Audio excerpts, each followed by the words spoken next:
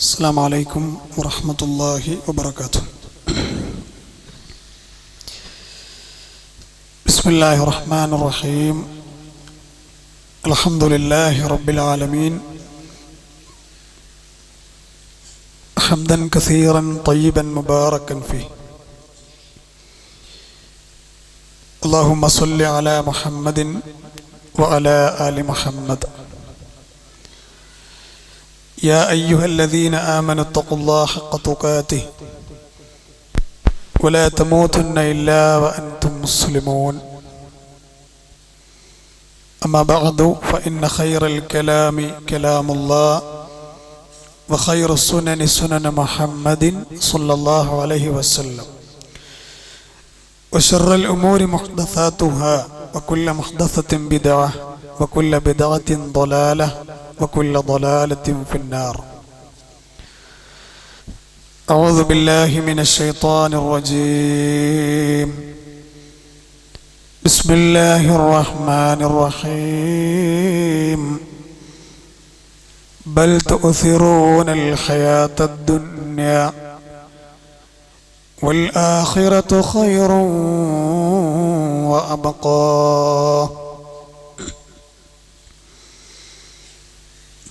സ്നേഹധരണീയരായ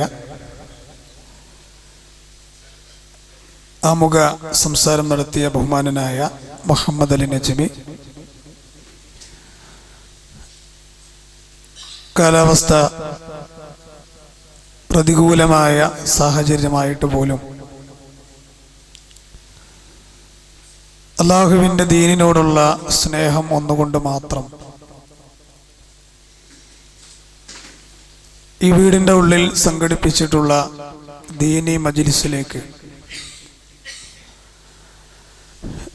എത്തിച്ചേർന്നിട്ടുള്ള നല്ലവരായ സത്യവിശ്വാസികളെ, വിശ്വാസിനികളെ,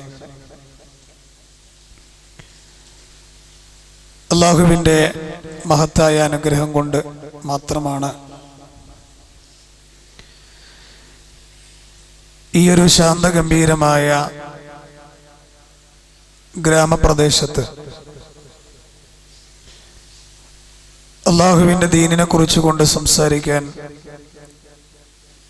അല്ലാഹു നമുക്ക് തൗഫീക്ക് നൽകിയിട്ടുള്ളത്. ഇത്തരത്തിലൊരവസ്ഥയെ അനുകൂലമാക്കിയ അല്ലാഹുവിനെ സ്തുതിക്കുകയാണ്. അൽഹംദുലില്ലാഹ്. അല്ലാഹു നമ്മുടെ ഈ സംസാരത്തെയും ഇവിടെ ചെലവഴിക്കുന്ന അല്പസമയത്തെയും നാളെ പരലോകത്ത് സ്വാലിഹായ അമലുകളിൽ ചേർക്കുമാറാവട്ടെ. നേരത്തെ സൂചിപ്പിച്ചതുപോലെ അല്ലാഹുവിൻ്റെ ദീനിനെ കുറിച്ച് കൊണ്ട് സംസാരിക്കുന്ന സദസ്സുകളെല്ലാം ഒരുപാട് പുണ്യങ്ങൾ പഠിപ്പിക്കപ്പെട്ട സദസ്സുകളാണ്.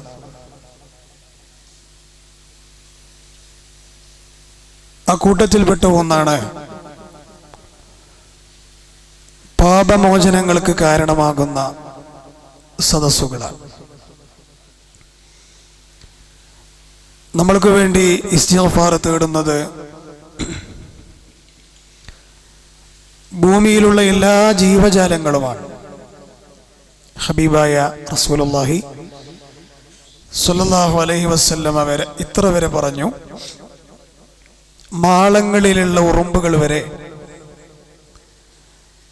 ദീനി മജ്ലിസിലേക്ക് നിയ്യത്താക്കി പുറപ്പെട്ടവർക്ക് വേണ്ടി ഇസ്തിഗ്ഫാറിന് വേണ്ടി ദുആ ചെയ്യും എന്നുള്ളതാണ്. ഇപ്പം നമ്മുടെ സദസ്സിന്റെ വലിപ്പ ചെറുപ്പമല്ല, നമ്മൾ സംഘടിച്ചിട്ടുള്ള അല്ലാഹുവിൻ്റെ ദീനിന്റെ ഈ ഒരു സദസ്സ് അത് ഏറെ പുണ്യങ്ങൾ അർഹിക്കുന്നതാണ്. ഈ കൊച്ചു സദസ്സിൽ നിന്ന് പിരിഞ്ഞു പോകുന്നതിൻ്റെ മുമ്പ് തന്നെ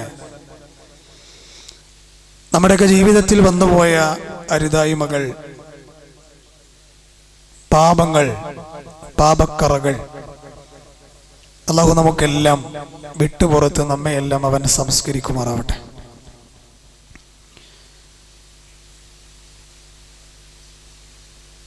ഒരു ഘനഗംഭീരമായ ഒരു പ്രഭാഷണമൊന്നും ഞാൻ ഉദ്ദേശിക്കുന്നില്ല. മനസ്സ് തുറന്ന് ചില കാര്യങ്ങൾ സംസാരിക്കാനാണ് ഉദ്ദേശിക്കുന്നത്. നമ്മുടെ നോട്ടീസിൽ കണ്ട സമയം 2:30 മണിയായിരുന്നു. ഇപ്പം ഏതാണ്ട് 4 മണിയായി. ഞാൻ ആരെയും കുറ്റപ്പെടുത്തുന്നില്ല. കാലാവസ്ഥ, അതുപോലെ ആളുകൾ എത്തിപ്പെടാനുള്ള ഒരു സമയം, ഇതൊക്കെ പരിഗണിച്ചുകൊണ്ടാണ് നമ്മൾ ഇത്ര വൈകിയത്. ഖദ്ദറല്ലാഹ്. ഞാൻ എന്തായാലും കൂടുതൽ സംസാരിക്കില്ല. നേരത്തെ നജ്മി ഉസ്താദ് പറഞ്ഞതുപോലെ തൊണ്ട പല കാര്യങ്ങൾക്കും അനുവദിക്കുന്നില്ല. അതുകൊണ്ടെന്നാലും എൻ്റെ പ്രിയപ്പെട്ട ശ്രോതാക്കളുടെ ശ്രദ്ധയിലേക്ക് എനിക്കും നിങ്ങൾക്കും എല്ലാം ഉപകാരപ്പെടുന്ന ചില കാര്യങ്ങൾ ഉണർത്താൻ ഉദ്ദേശിക്കുകയാണ്. അള്ളാഹു കാര്യങ്ങൾ കൃത്യമായി സംസാരിക്കുവാനും വിശാല ഹൃദയത്തോടെ അള്ളാഹുവിൻ്റെ ദീനിനെ കേൾക്കുവാനും അള്ളാഹു നമുക്കെല്ലാം തൗഫീഖിനെ പ്രദാനം ചെയ്യുമാറാവട്ടെ. നമ്മുടെ ജീവിതത്തിലെ വിലമതിക്കാനാകാത്ത അനുഗ്രഹങ്ങളിൽപ്പെട്ട ഒന്നാണ് നമ്മുടെ ആയുസ് എന്ന് പറയുന്നത്.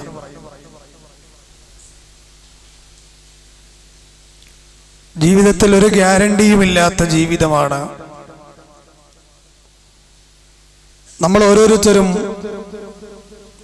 നയിച്ചുകൊണ്ടിരിക്കുന്നത്. പിന്നെ ഉപയോഗിക്കാം, പിന്നെ പ്രയോജനപ്പെടുത്താം എന്ന് വിചാരിച്ചാൽ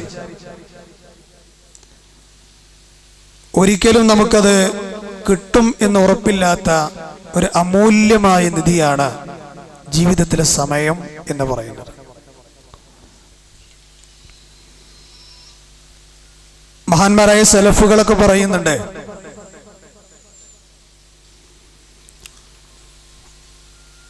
ഓരോ ദിവസം നമ്മളിലേക്ക് സൂര്യൻ ഉദിച്ചു വരുമ്പോഴും ആ ദിവസങ്ങൾ ഓരോന്ന് നമ്മളോട് പറഞ്ഞുകൊണ്ടിരിക്കുന്നുണ്ട്. അന യൗമുൻ ജദീദ്, ഞാനൊരു പുതിയ ദിവസമാണ്.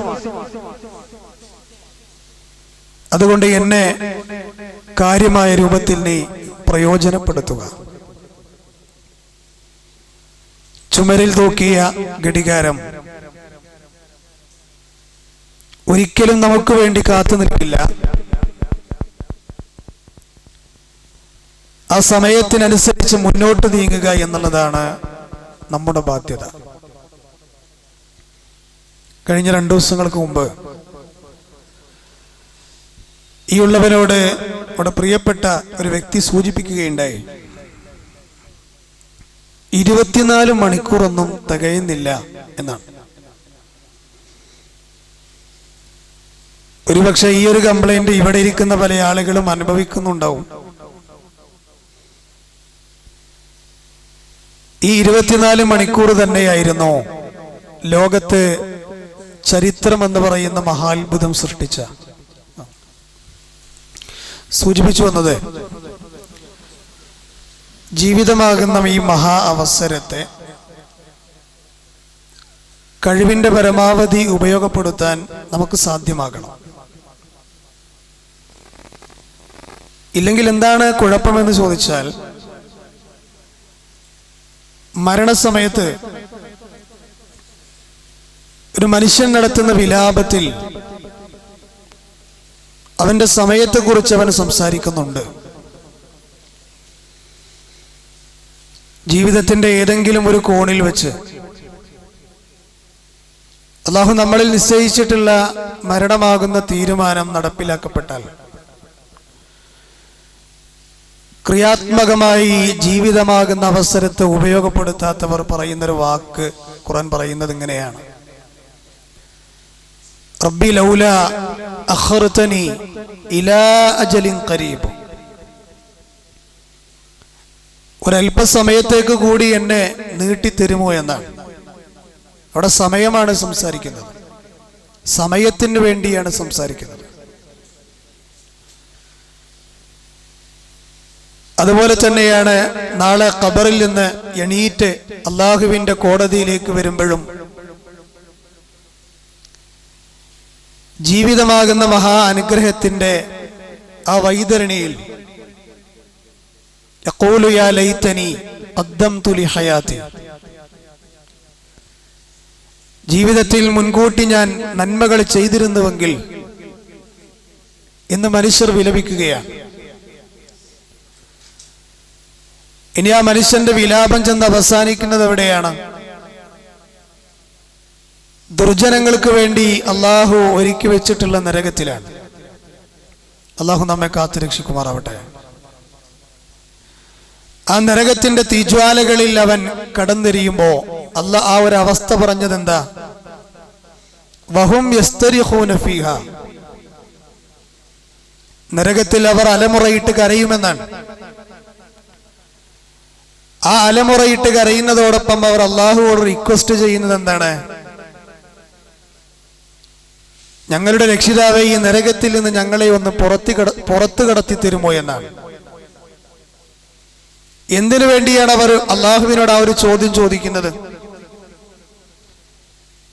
ഞങ്ങളുടെ ജീവിതത്തിലെ സമയത്തെ ഉപയോഗപ്പെടുത്താതെ നഷ്ടപ്പെടുത്തി കളഞ്ഞ ധാരാളം നന്മകളുണ്ട്, അത് തിരിച്ചു പിടിക്കാനാണ്. ഒരു മനുഷ്യന്റെ സങ്കടത്തിന്റെ ആത്മാർത്ഥതയുടെ അങ്ങേ തലയാണ് നരകത്തിലെ കരച്ചിൽ. അത്രത്തോളം കെഞ്ചിയിട്ടായിരിക്കും ആ ചോദ്യം. അട്ടഹസിച്ചുകൊണ്ട് അവന്റെ വിരലുകൾ എണ്ണാക്കിലേക്ക് തിരികി കണ്ണിൽ നിന്ന് കുടുകുടാ വെള്ളം ഒഴുകിയിട്ടാണ് ആ ചോദ്യം. കാരുണ്യത്തിന്റെ റബ്ബായ നമ്മുടെ രക്ഷിതാവ് അവരോട് പറയുന്ന വാക്ക് ഖുർആനിലുണ്ട്. ചിന്തിക്കുവാനും പ്രവർത്തിക്കുവാനും ഒക്കെ ധാരാളം സമയവും ആയുസ്സും നിനക്ക് തന്നിട്ട് അതെല്ലാം നീ തുലച്ചു കളഞ്ഞിട്ട് ഇവിടെ കടന്ന് വിലപിച്ചിട്ട് കാര്യമില്ല എന്നാണ് അല്ലാഹ് അവരോട് പറയുന്നത്.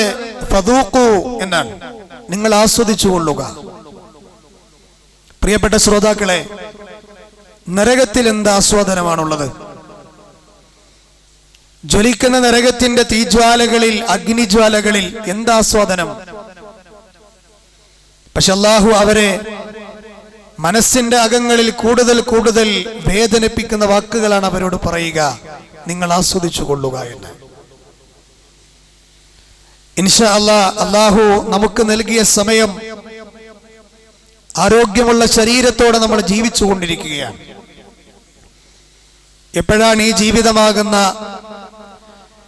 ഈ മെഴുകുതിരി തെളിഞ്ഞു നിൽക്കുന്നത് പോലെ ഒരു കാറ്റടിച്ചാൽ മെഴുകുതിരിയുടെ ആ വെളിച്ചം അങ്ങോട്ടും ഇങ്ങോട്ടും ആടി ആടി കെട്ടുപോകും നമ്മൾ കണ്ടിട്ടുണ്ട്. എപ്പോഴാണ് നമ്മൾ അണഞ്ഞു പോവുക എന്ന് പറയുക സാധ്യമല്ല. പക്ഷെ നമ്മുടെ മനസ്സൊക്കെ നമ്മോട് ഇടക്കിടക്ക് പറയണത്, ഇല്ല, ഞാനൊന്നും മരിക്കാനായിട്ടില്ല എന്നാണ്. നമ്മുടെ മനസ്സ് നമ്മോട് പറയുന്നത്, എനിക്കൊന്നും രോഗങ്ങൾ വരൂല എന്നാണ്.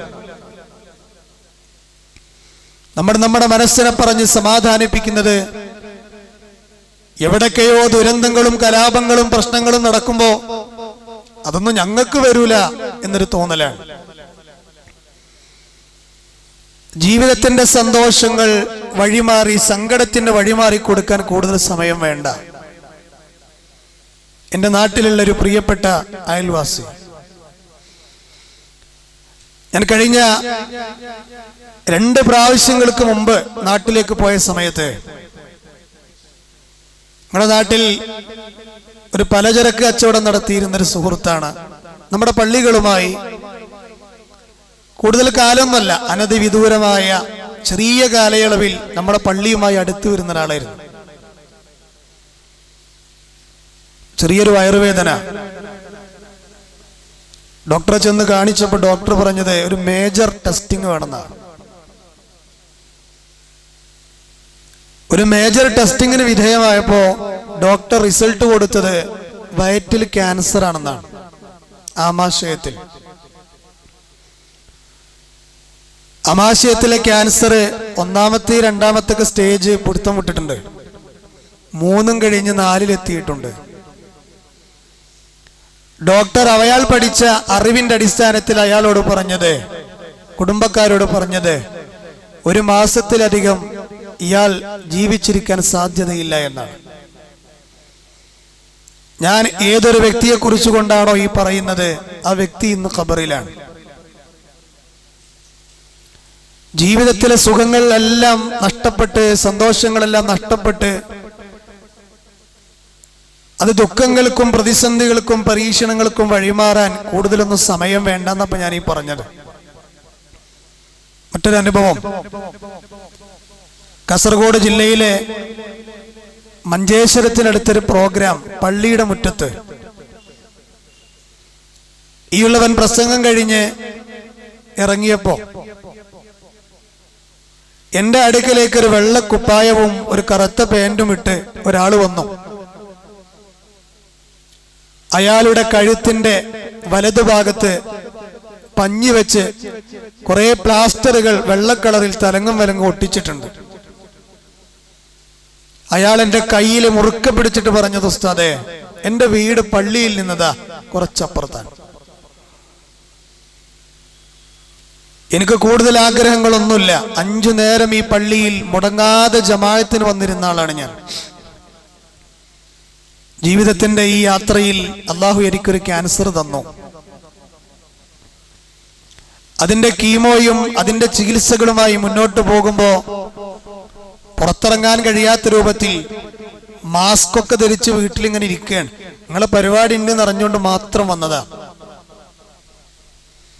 അതുകൊണ്ട് ഈ പള്ളിയിലേക്ക് നിസ്കരിക്കാൻ വരാനുള്ള ആഫിയത്തിനെങ്കിലും നിങ്ങൾ പ്രാർത്ഥിക്കണം എന്ന സഹോദരൻ കരഞ്ഞു പറയാണ്. അള്ളാഹുവിന്റെ റസൂൽ പറഞ്ഞതായി കാണാം, ഒരു മനുഷ്യന് അള്ളാഹ് ഹിദായത്ത് കഴിഞ്ഞാൽ കൊടുക്കുന്ന ഏറ്റവും വലിയ അനുഗ്രഹം ആഫിയത്തുള്ള ശരീരമാണ്. മുനീറാകുന്ന എനിക്ക് പ്രോഗ്രാം കഴിഞ്ഞാൽ ഓരിമുക്കിലെത്തണം, എന്റെ വാഹനം ഓടിച്ചു പോകാൻ അള്ളാഹ് എനിക്ക് ആഫിയത്ത് തന്നിട്ടുണ്ട്. ഈ പ്രോഗ്രാം കഴിഞ്ഞാൽ നിങ്ങൾ നിങ്ങളുടെ വീടകങ്ങളിലേക്ക് ചെല്ലുന്നു. ഇന്ന് ഞായറാഴ്ച ആയതുകൊണ്ട് ചിലപ്പോൾ കാര്യമായിട്ട് പരിപാടികളൊന്നും ഉണ്ടാവില്ല. നാളെ ജോലി സംബന്ധമായ എന്തെങ്കിലും യാത്രകളോ തിരക്കുകളൊക്കെ ഉണ്ടാവും. പോകാൻ നമ്മുടെ ബോഡി റെഡിയാണ്. അള്ളാഹു നമ്മുടെ ശരീരത്തിലെ ആരോഗ്യത്തെ മരണം വരെ നിലനിർത്തുമാറാവട്ടെ. ഇതൊക്കെ അള്ളാഹു നമുക്ക് നൽകി സംവിധാനിച്ചത് എന്തിനറിയങ്ങളെ?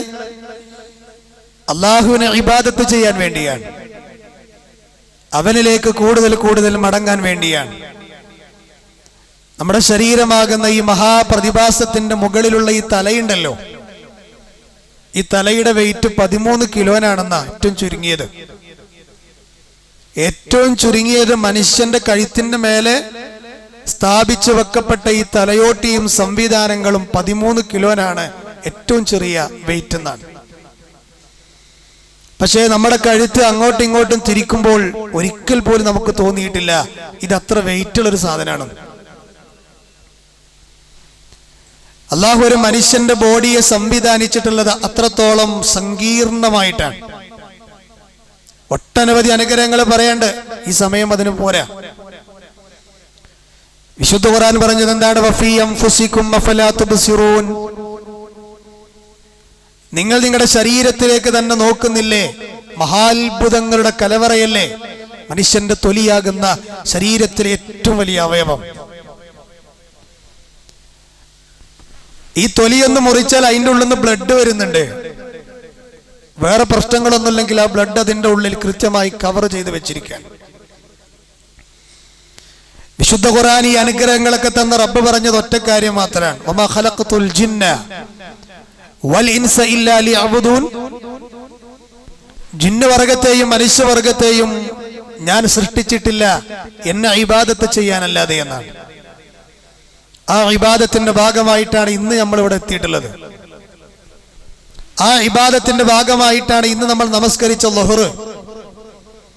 നമ്മുടെ ജീവിതത്തിൽ ചെയ്യുന്ന എല്ലാ നന്മകളും അതിനു വേണ്ടിയാണ്, സംസ്കരിക്കപ്പെടാൻ. ആരെ സംസ്കരിക്കപ്പെടാൻ? നമ്മുടെ ഹൃദയം സംസ്കരിക്കപ്പെടാൻ. ഒരു മനുഷ്യ ശരീരത്തിൽ ഏറ്റവും നന്നാകേണ്ടതും വിമലീകരിക്കേണ്ടതും അവന്റെ ഹൃദയമാണ്. അതുകൊണ്ടാണ് അള്ളാഹുവിന്റെ റസൂല് പറഞ്ഞത്, അള്ളാഹ് നോക്കുന്നത് നിങ്ങളുടെ ശരീരത്തിലേക്കല്ല, അള്ളാഹ് നോക്കുന്നത് നിങ്ങളുടെ പ്രൗഢിയിലേക്കല്ല, വലാകിൻ യൻദുറു ഇലാ ഖുലൂബിക്കും, അള്ളാഹു നോക്കുന്നത് നിങ്ങളുടെ ഹൃദയത്തിലേക്കാണ്. ആ ഹൃദയത്തിന്റെ ശുദ്ധീകരണത്തിന്റെ വിഷയത്തിലാണ് ഇസ്ലാം കൂടുതൽ ഇടപെട്ടിട്ടുള്ളത്. എന്തിനാ നിസ്കാരം? വിശുദ്ധ ഖുർആൻ പറഞ്ഞു, ഇന്നസ്സലാഹ തൻഹാ അനിൽ ഫഹ്ശാഇ വൽ മുൻകർ, തീർച്ചയായും നമസ്കാരം എല്ലാ നീചവൃത്തികളിൽ നിന്നും എല്ലാ അരാജകത്വങ്ങളിൽ നിന്നും വെറുക്കപ്പെട്ട കാര്യങ്ങളിൽ നിന്നും നിങ്ങളെ തടയുന്ന ഇബാദത്താണ്. എന്തിനാ സക്കാത്ത്? ആ പേരിൽ തന്നെയുണ്ട് സംസ്കരണമെന്ന്. എന്തിനാ ഹജ്ജ്? ഒരു കുഞ്ഞ് ജനിച്ചു വീണാൽ ആ കുഞ്ഞിന്റെ ഹൃദയം എത്ര ശുദ്ധമാണോ അതുപോലെ ശുദ്ധമാകുന്നു.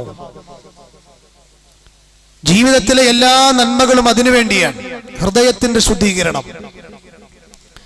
ആ ഹൃദയത്തിന്റെ ശുദ്ധീകരണത്തോടു കൂടി അള്ളാഹുവിനെ കണ്ടുമുട്ടുന്നതാരാണോ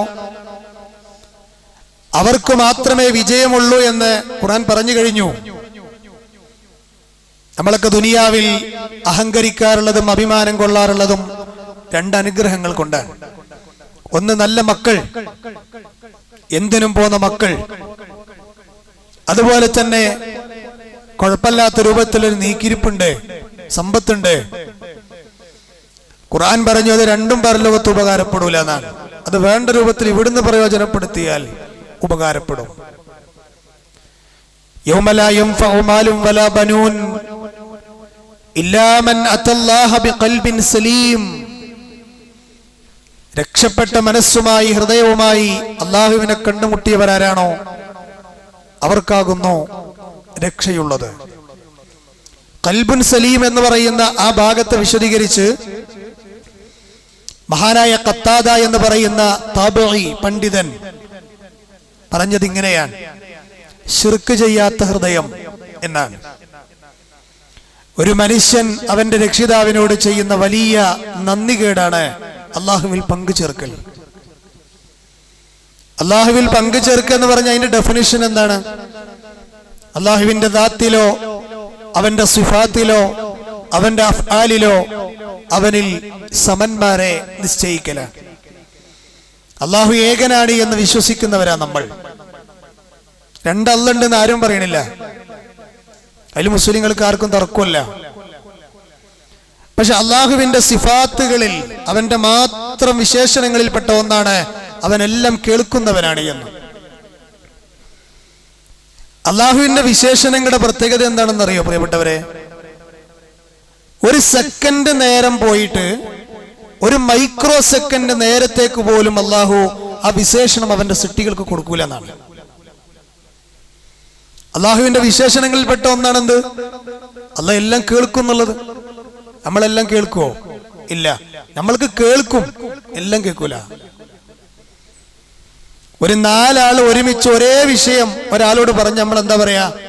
ഒരേ ഭാഷയിൽ ഒരേ വിഷയം ഒരേ സമയത്ത് നമ്മളോട് ഒരാൾ നാലഞ്ചാള് വേണ്ട രണ്ടാൾ പറഞ്ഞാൽ മതി.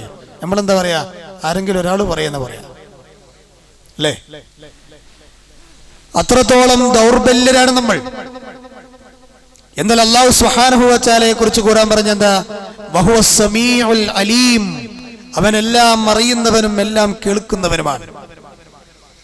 പക്ഷെ അതിസങ്കടകരം എന്ന് പറയാം, നമ്മുടെ സമൂഹത്തിലുള്ള ഈ വിഷയത്തിൽ ഒരിക്കലും തർക്കം പാടില്ല എന്ന് തന്നെ വേണമെങ്കിൽ പറയാം. ഈ ഇസ്ലാമിന്റെ ആണിക്കല്ലിൽ വരെ ഈ ഉമ്മത്തിൽ നിന്ന് ഭിന്നിപ്പുകളാണ്.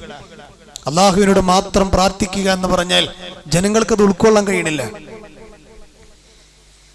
അവന്റെ മുന്നിൽ മാത്രം നീ നിന്റെ സങ്കടങ്ങളും സന്താപങ്ങളും സന്തോഷങ്ങളും പങ്കുവെക്കണം എന്ന് പറഞ്ഞ ജനങ്ങൾക്ക് അത് ഉൾക്കൊള്ളാൻ കഴിയണില്ല.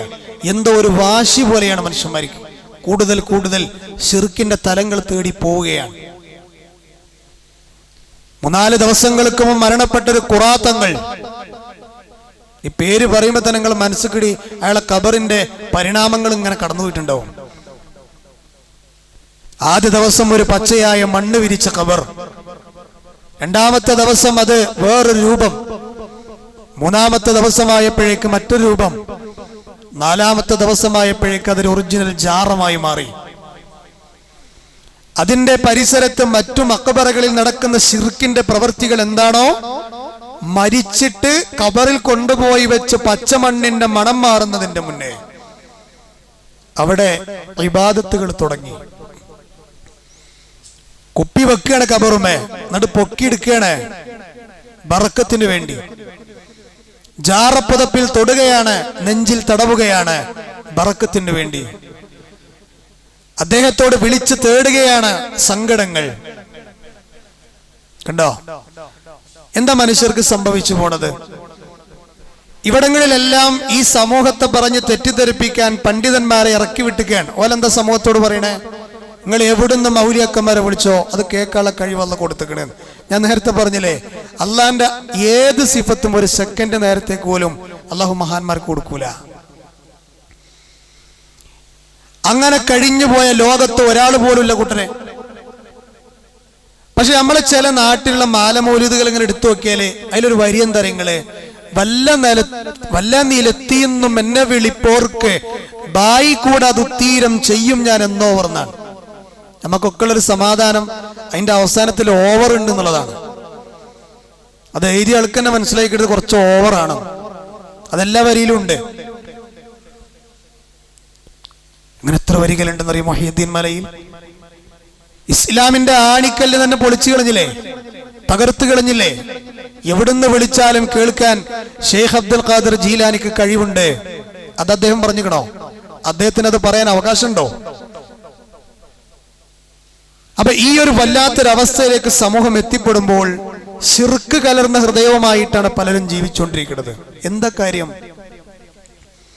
ഈ അനുഗ്രഹങ്ങളെല്ലാം ചോദിച്ചതും ചോദിക്കാത്തതുമായതൊക്കെ നമ്മുടെ തലക്ക് മുകളിലേക്ക് ചൊരിഞ്ഞു തന്ന റബ്ബ് ഒന്ന് മാത്രമേ പറഞ്ഞുള്ളൂ, നിങ്ങൾ എന്നെ മാത്രം ഇബാദത്ത് ചെയ്യണമെന്ന്. അതിൽ അടങ്ങി നിൽക്കാൻ മനുഷ്യന്മാർക്ക് കഴിയണില്ല.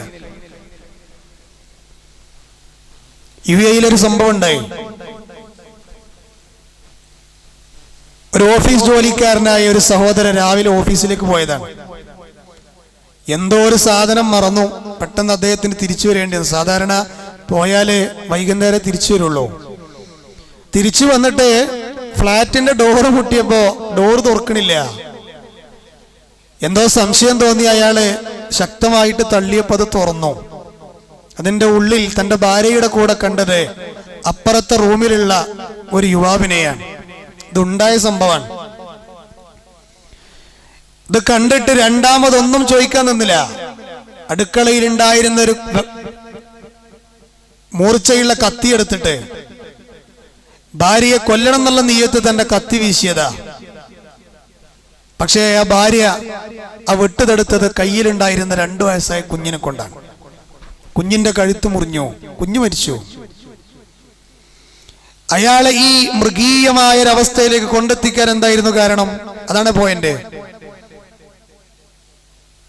എനിക്ക് മാത്രം അവകാശപ്പെട്ട ശരീരം, ഞാൻ മാത്രം ആസ്വദിക്കേണ്ടുന്ന ആ ശരീരം ഒരന്യ പുരുഷന് കൊടുത്തു എന്നറിഞ്ഞപ്പോ ഇയാൾക്ക് സഹിക്കാൻ കഴിയണില്ല. സഹോദരങ്ങളെ, ഇത് മനുഷ്യരുടെ വിഷയമാണെങ്കിൽ അല്ലാഹു സുബ്ഹാനഹു വ തആല നമ്മോട് ചോദിക്കാതെ ഉണ്ടാക്കിയിട്ട്, നമ്മോട് ചോദിക്കാതെ കോടിക്കണക്കിന് വിലമതിക്കുന്ന അവയവങ്ങൾ തന്നിട്ട്, അതിന് പുറമെ ഒട്ടനവധി വേറെയും ഭൗതിക അനുഗ്രഹങ്ങൾ തന്നിട്ട് ഖുർആൻ പറഞ്ഞു, ഒറ്റൊന്നേ അല്ലാഹു ചോദിച്ചുള്ളൂ, നിങ്ങൾ എനിക്ക് ഭക്ഷണം തരണ്ട, നിങ്ങൾ എന്നെ ഊട്ടണ്ട, നിങ്ങൾ എന്നെ മാത്രം ആരാധിക്കുക. അതിൽ ആരെയെങ്കിലും പങ്കു ചേർത്താൽ അത് അല്ലാഹു പൊറുക്കൂല. ആ ശിർക്കിന്റെ കുറെ വകഭേദങ്ങളിൽപ്പെട്ട ഒന്നാണ്. ചില ആൾക്കാരെ കൈത്തണ്ടമൊക്കെ കാണാ, ആരോ ഊതിക്കൊടുത്ത കറുത്ത നൂല്. ആ നൂല് ഊതിടിന് മുമ്പ് 5 ഉറുപ്പ്യുള്ളൂ, കിട്ടിയപ്പോ അതിന് വില കൂടി. എവിടുന്ന് കിട്ടിയതാണിത് ഈ സമ്പ്രദായം? അത് ചില ആൾക്കാർക്ക് ആളുകളെ കാണിക്കാൻ മടിയായോണ്ടേ കയ്യിന്റെ മേലെ കെട്ടിയിട്ടുണ്ടാവും. അതിനൊരു കണ്ടൻസർ ഉണ്ടാവും. അത് പൊളിച്ചു നോക്കിക്കണങ്ങള്, അതിന്റെ ഉള്ളിൽ ഒരു കടലാസ് ഉണ്ടാവും. കടലാസ് ഉണ്ടാവുന്ന മാത്രമല്ല, കുറെ കോളം ഉണ്ടാവും. ആ കോളത്തിൽ കുട്ടികൾ ടൈം ടേബിളിന് വരച്ച പോലെ കുറെ കോളത്തിൽ എന്തൊക്കെയോ അക്ഷരങ്ങൾ എഴുതി വെച്ചിട്ടുണ്ടാവും. എന്താണത്? ആരോ എന്തോ ഊതി കൊടുത്തതാണ്. അത് കെട്ടി എന്താ പറയണത്? രക്ഷയാണ്, പേടിയിൽ നിന്ന് അഭയമാൻ എന്നാ പറയുന്നത്, അല്ലേ? അള്ളാഹുവിന്റെ റസൂൽ അതിൽ ഇടപെട്ടിട്ടില്ലേ? അള്ളാഹുവിന്റെ റസൂൽ അങ്ങനെ കയ്യിൽ നൂല് കെട്ടി ആൾക്കാരെ കുറിച്ച് പറഞ്ഞെന്താ? ഇത് കെട്ടിയിട്ടാണ് നീ മരിക്കണമെങ്കിൽ നിനക്ക് മയ്യത്ത് സ്കരിക്കാൻ അള്ളാന്റെ റസൂല് കിട്ടൂലെന്നാ പറഞ്ഞത്. മാത്രമല്ല ഇത് പൊട്ടിച്ചു വലിച്ചെറിയാതെ നിങ്ങളോട് ഞാൻ സംസാരിക്കില്ല എന്ന് വരെ പറഞ്ഞ ആൾക്കാരുണ്ട്. ഇസ്ലാമിലേക്ക് കടന്നു വന്ന പുതു സഹാബികളെ കയ്യിൽ അത് കണ്ടപ്പോ അവർക്ക് എന്നെ ഗൗരവം അറിയില്ല. പക്ഷെ ഇന്ന് സമൂഹം എന്താ ചെയ്യണത്? തങ്കന്മാരെടുത്ത് പോയി ബീവിമാരെടുത്ത് പോയിട്ട് ഇത്തരം നൂലുകൾ ബന്ധിക്കുകയാണ്. വിശ്വാസത്തെ ബാധിക്കുന്ന കാര്യമാണ്. ചില ആൾക്കാർ പറയും എന്റെ ഭർത്താവാണ് സത്യം, എന്റെ കെട്ടിയോളാണ് സത്യം, എന്റെ 2 കുട്ടികളാണ് സത്യം. അള്ളാഹു അല്ലാത്തവരിൽ സത്യം ചെയ്യുന്ന ആളുകൾ, അത് വലിയൊരു ശിർക്കായിട്ട് എണ്ണിയതൊന്നുമല്ല, പക്ഷെ അത് ശിർക്കിന്റെ വകഭേദമാണ്. ആരെങ്കിലും അള്ളാഹു അല്ലാത്തവരിൽ സത്യം ചെയ്തു കഴിഞ്ഞാൽ ഉടനടി അവൻ ലാ ഇലാഹ ഇല്ലല്ലാഹ് ചൊല്ലട്ടെ, അത് അതിന് പരിഹാരമാണെന്നാണ് നബി സല്ലല്ലാഹു അലൈഹി വസല്ലം പറഞ്ഞിട്ടുള്ളത്. അതുകൊണ്ട് ആരും സിട്ടികൾ വിളിച്ച് സത്യം ചെയ്യാൻ പോണ്ട. കന്നിമൂല നമ്മളെ തൗഹീദിനെ ബാധിക്കുന്ന കേസാണത്. വീട് കൂടുമ്പോ ആദ്യമായി അടുപ്പിൽ തിളച്ചു പോകേണ്ടത് പാലാകണം. എവിടുന്ന് കിട്ടിയ വിശ്വാസമാണ്? അള്ളാഹുവിന്റെ റസൂൽ സല്ലല്ലാഹു അലൈഹി വസല്ലമ പഠിപ്പിച്ചു തന്നിട്ടുണ്ടോ? ഇല്ല. ചില ആൾക്കാർ വിളിച്ചു ചോദിക്കലുണ്ട്, ഉസ്താദെ പുതിയ വീട്ടിലേക്ക് കയറാൻ നിൽക്കണേ, എന്തൊക്കെ ചെയ്യേണ്ടെന്ന് വാട്സപ്പിൽ ഒന്ന് വോയിസ് അയക്കോ. ഒന്നും ചെയ്യണ്ട, വീട്ടിൽ കയറുമ്പോ ചെല്ലേണ്ട പ്രാർത്ഥന അള്ളാഹു തന്ന അനുഗ്രഹത്തിന് നന്ദി ചെയ്യാ, അത്രേ ഉള്ളൂ. പക്ഷെ ഇന്ന് ചില ആളുകൾ വീട് കൂടിയിരിക്കുമ്പോ അവിടെ കുറച്ച് ഉസ്താദന്മാരെ വിളിച്ചൊരു മൗലൂദ് സദസ്, അതുപോലെ തന്നെ ഒരു പാല് കാച്ചൽ, പാല് തുളുമ്പി പോണം തിളച്ചിട്ട്. ആരെ പ്രീണിപ്പെടുത്താനാണിത്? ഇത് ചില മറ്റു മതങ്ങളിൽ നിന്ന് കടന്നു വന്ന ശിർക്കൻ വിശ്വാസമാണ്. ഇപ്പൊ നമ്മളവിടെ ചായ കൊടുക്കാൻ വേണ്ടി വന്ന ആൾക്കാർക്ക് ചായ ഉണ്ടാക്കിയപ്പോ പാല് ഗ്യാസുമ്മ കൂടി പോയി. ആ കേസല്ല ഇവിടെ പറയണേ. ചില നീയത്തുകളുണ്ടല്ലോ ചില കാര്യങ്ങൾക്ക്, അതാണ് പ്രശ്നം. അപ്പൊ ഇത്തരം കാര്യങ്ങളൊക്കെ ഇന്ന് നമ്മുടെ സമൂഹത്തിൽ ഇല്ലേ? ഏതോ ഒരാൾ വന്ന് പറഞ്ഞു നിങ്ങളുടെ വീടിന്റെ ബാത്റൂം തെക്ക് വടക്ക് സൈഡിലാണ്, അതുകൊണ്ട് പൊളിച്ചളയണം, ഇല്ലെങ്കിൽ കടം വീടൂല. ശരിയാണല്ലോ, കുറെ കാലമായി അള്ളാഹിനോട് തേടുന്നു, കടം വീടുന്നില്ല, കക്കൂസന്നെ ആയിരിക്കും പ്രശ്നം, പൊളിക്കന്നെ അങ്ങോട്ട്. നമ്മളെ അഖീദയെ ബാധിക്കുന്ന വിഷയമാണ്. നമ്മുടെ ഹൈറിലും ഷെറിലും ഇടപെടുന്നത് ജീവനില്ലാത്ത ബാത്റൂമോ? എന്താ ഈ പറയണത്? ഷിയാക്കളിൽ നിന്ന് വന്ന വിശ്വാസമാണത്. വലിച്ചെറിയണം നമ്മുടെ മനസ്സുന്നത്. ചില ആൾക്കാർക്ക് പ്രശ്നം അടുക്കളയാണ്. വീട് കയറ്റുമ്പോ സാധാരണ ഏറ്റവും കൂടുതൽ പൈസ ഇറക്കൽ എവിടെയാ? അടുക്കളയിലും ബാത്റൂമില്ല. അത് പൊളിക്കാൻ പറഞ്ഞാ പിന്നെ ഉണ്ടാക്കി എന്റെ മനസ്സാലോചിച്ച് നോക്കിങ്ങള് എന്തൊരു ഇടങ്ങറായിരിക്കും. അള്ളാന്റെ റസൂല് ബാത്റൂം ഉണ്ടാക്കുമ്പോ ശ്രദ്ധിക്കാൻ പറഞ്ഞ ഒറ്റ കാര്യമുള്ളൂ, കിബിലക്ക് മുന്നിട്ടും പിന്നിട്ടും ആകാതിരിക്കാൻ നോക്കിയാൽ മതി. പിന്നെ കുറച്ച് വിശാലത ഉണ്ടെങ്കിൽ നന്നായി, അല്ലാതെ കന്നിമൂല പ്രശ്നം നോക്കാൻ പറഞ്ഞിട്ടില്ല. നാളെ ഞാനൊരു വീട്ടിൽ ചെന്നപ്പോണ്ട് ഒരു ചുമരുമ്പോ അങ്ങോട്ട് ഓട്ട, ഒരു ചുമരുമ്പോ ഇങ്ങോട്ട് ഓട്ട. ചിഹ്നം ഉണ്ടാക്കി വെച്ചിട്ടുണ്ട് അവിടെ. ഇതെന്താന്ന് ചോദിച്ചാൽ പറഞ്ഞ അഥവാ ശൈത്താൻ വന്നാല് ഓന് പുറത്തു ഉള്ള റൂട്ടാണത്. അബദ്ധോ, ഇത് മലക്കിന് വരാനുള്ളതാണ്. മലക്കിപ്പോ നമ്മൾ ഓട്ടുണ്ടാക്കി കൊടുത്തിട്ടുള്ള വരാന്. ഇങ്ങനൊക്കെ വിശ്വസിക്കുന്നൊരു സമൂഹമുണ്ട് കൂട്ടരെ. രാവിലെ എണീറ്റാൽ കുറ്റിച്ചൂല് കാണാൻ പറ്റൂല. എന്താ കാരണം? അന്നത്തെ ഫുൾ ഡേ പോക്ക. ആരാ പറഞ്ഞ്? അത് ചോദിക്കരുത്, കാലക്കീല. റസൂല് പറഞ്ഞാണോ? അല്ല. ചൊവ്വാഴ്ച അന്ന് ചൊഗ്ഗില്ല, നിക്കാഹ് നടത്തരുത്, യാത്ര പോകരുത്, നല്ല കാര്യങ്ങളൊന്നും അന്ന് ചാർട്ട് ചെയ്യരുത്. കാരണം എന്താ? ചൊവ്വാഴ്ച ചൊഗ്ഗില്ല. നഹ്സ് എന്ന് പറയുന്നത് ഷിയാക്കളെ വിശ്വാസമാണ്, മുഹറമിലുള്ളത്. ഈ മുഹറമിൽ ഏറ്റവും പവിത്രമായ ദിവസമാണ് മുഹറം 10. ഇന്ന് മുഹറം എത്രയാ? 7. നോമ്പാണ് ചൊവ്വയും ബുധനും. എല്ലാരും നീയത്താക്കിക്കൊണ്ടോ? ചൊവ്വയും ബുധനും വീട്ടിൽ എല്ലാവർക്കും നോമ്പ്. അതില് നമ്മൾ എന്ത് ചെയ്യണ്ട? മടി കാണിക്കണ്ട. ആ മുഹറം 10 കുറിച്ച് എന്തെല്ലാം ഫضലുണ്ട് ഹദീസില്. പക്ഷെ അന്ന് ചില കലണ്ടറിലാണ് നഹ്സാണ്, ശകുനാണ്, പാടില്ല. റമളാൻ മാസത്തിൽ വരേണ്ട നഹ്സ്. എവിടുന്ന വന്നത്? കർബലയിന്ന്. ആരിൽ നിന്ന്? ഷിയാക്കളിൽ നിന്ന്. ആരാ ഓല്? ജാറ നിർമ്മാതാക്കള്. ഓലാണ് സകല ഖുറാഫാത്തും ഇവിടെ ഇറക്കുമതി ചെയ്യുന്ന ആൾക്കാര്. ആയിഷ ബീബി റളിയല്ലാഹു അൻഹ കള്ളിയാണ്, കാഫറത്താണെന്ന് പറയുന്നവരാണ് അവര്. അവരുടെ ആചാരം നമ്മൾ നെഞ്ചിലേറ്റ് പാടില്ല.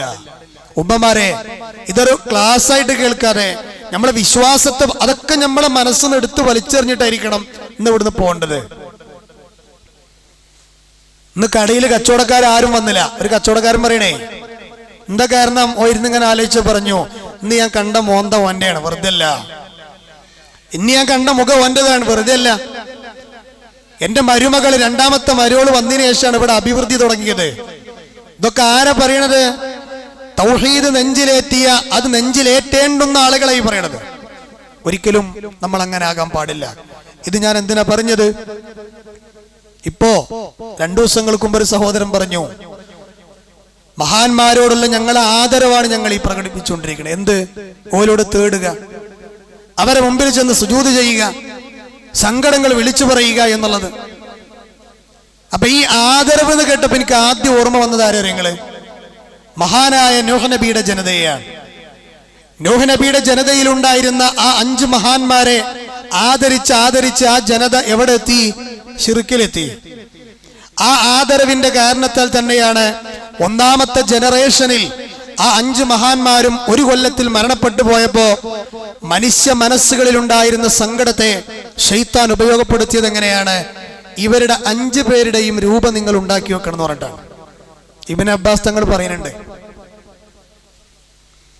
അങ്ങനെ 5 പേരുടെ ഈ രൂപം ഉണ്ടാക്കി. പിശാചിന് ഒരു ലക്ഷ്യം ഉണ്ടായിരുന്നു. അത് അവന്റെ ലക്ഷ്യം അടുത്ത തലമുറയിലാണ് അവൻ നടപ്പിലാക്കിയത്. ഈ ആദ്യ തലമുറയുടെ അവൻ എന്താ പറഞ്ഞ്? ഈ രൂപങ്ങൾ ഉണ്ടാക്കി വെക്കാൻ മാത്രം വീടിൽ, കടകളിൽ, യാത്ര ചെയ്യുമ്പോൾ ലഗേജുകളിൽ സൂക്ഷിക്കണം. അതുകൊണ്ടാണ് പണ്ഡിതന്മാർ പറഞ്ഞത് ലോകത്ത് ആദ്യം ഉണ്ടായത് ശിർക്കല്ല, വസീലത്തു ശിർക്കാണ്, ശിർക്കിലേക്കുള്ള വഴിയാണ്. അതുകൊണ്ടാണ് രൂപങ്ങൾ ഉണ്ടാക്കരുത് വീടുകളിൽ, രൂപങ്ങൾ നിങ്ങളുടെ ഷോക്കേസുകളിൽ വെക്കരുത്, രൂപങ്ങളുടെ ഫോട്ടോ വരക്കരുത് എന്നൊക്കെ പറഞ്ഞെന്തുകൊണ്ടാ? അതൊക്കെ ശിർക്കിലേക്കുള്ള വഴിയാണ്. കുല്ലു മുസവ്വിറും ഫിന്നാർ, ഹദീസിലുണ്ട്.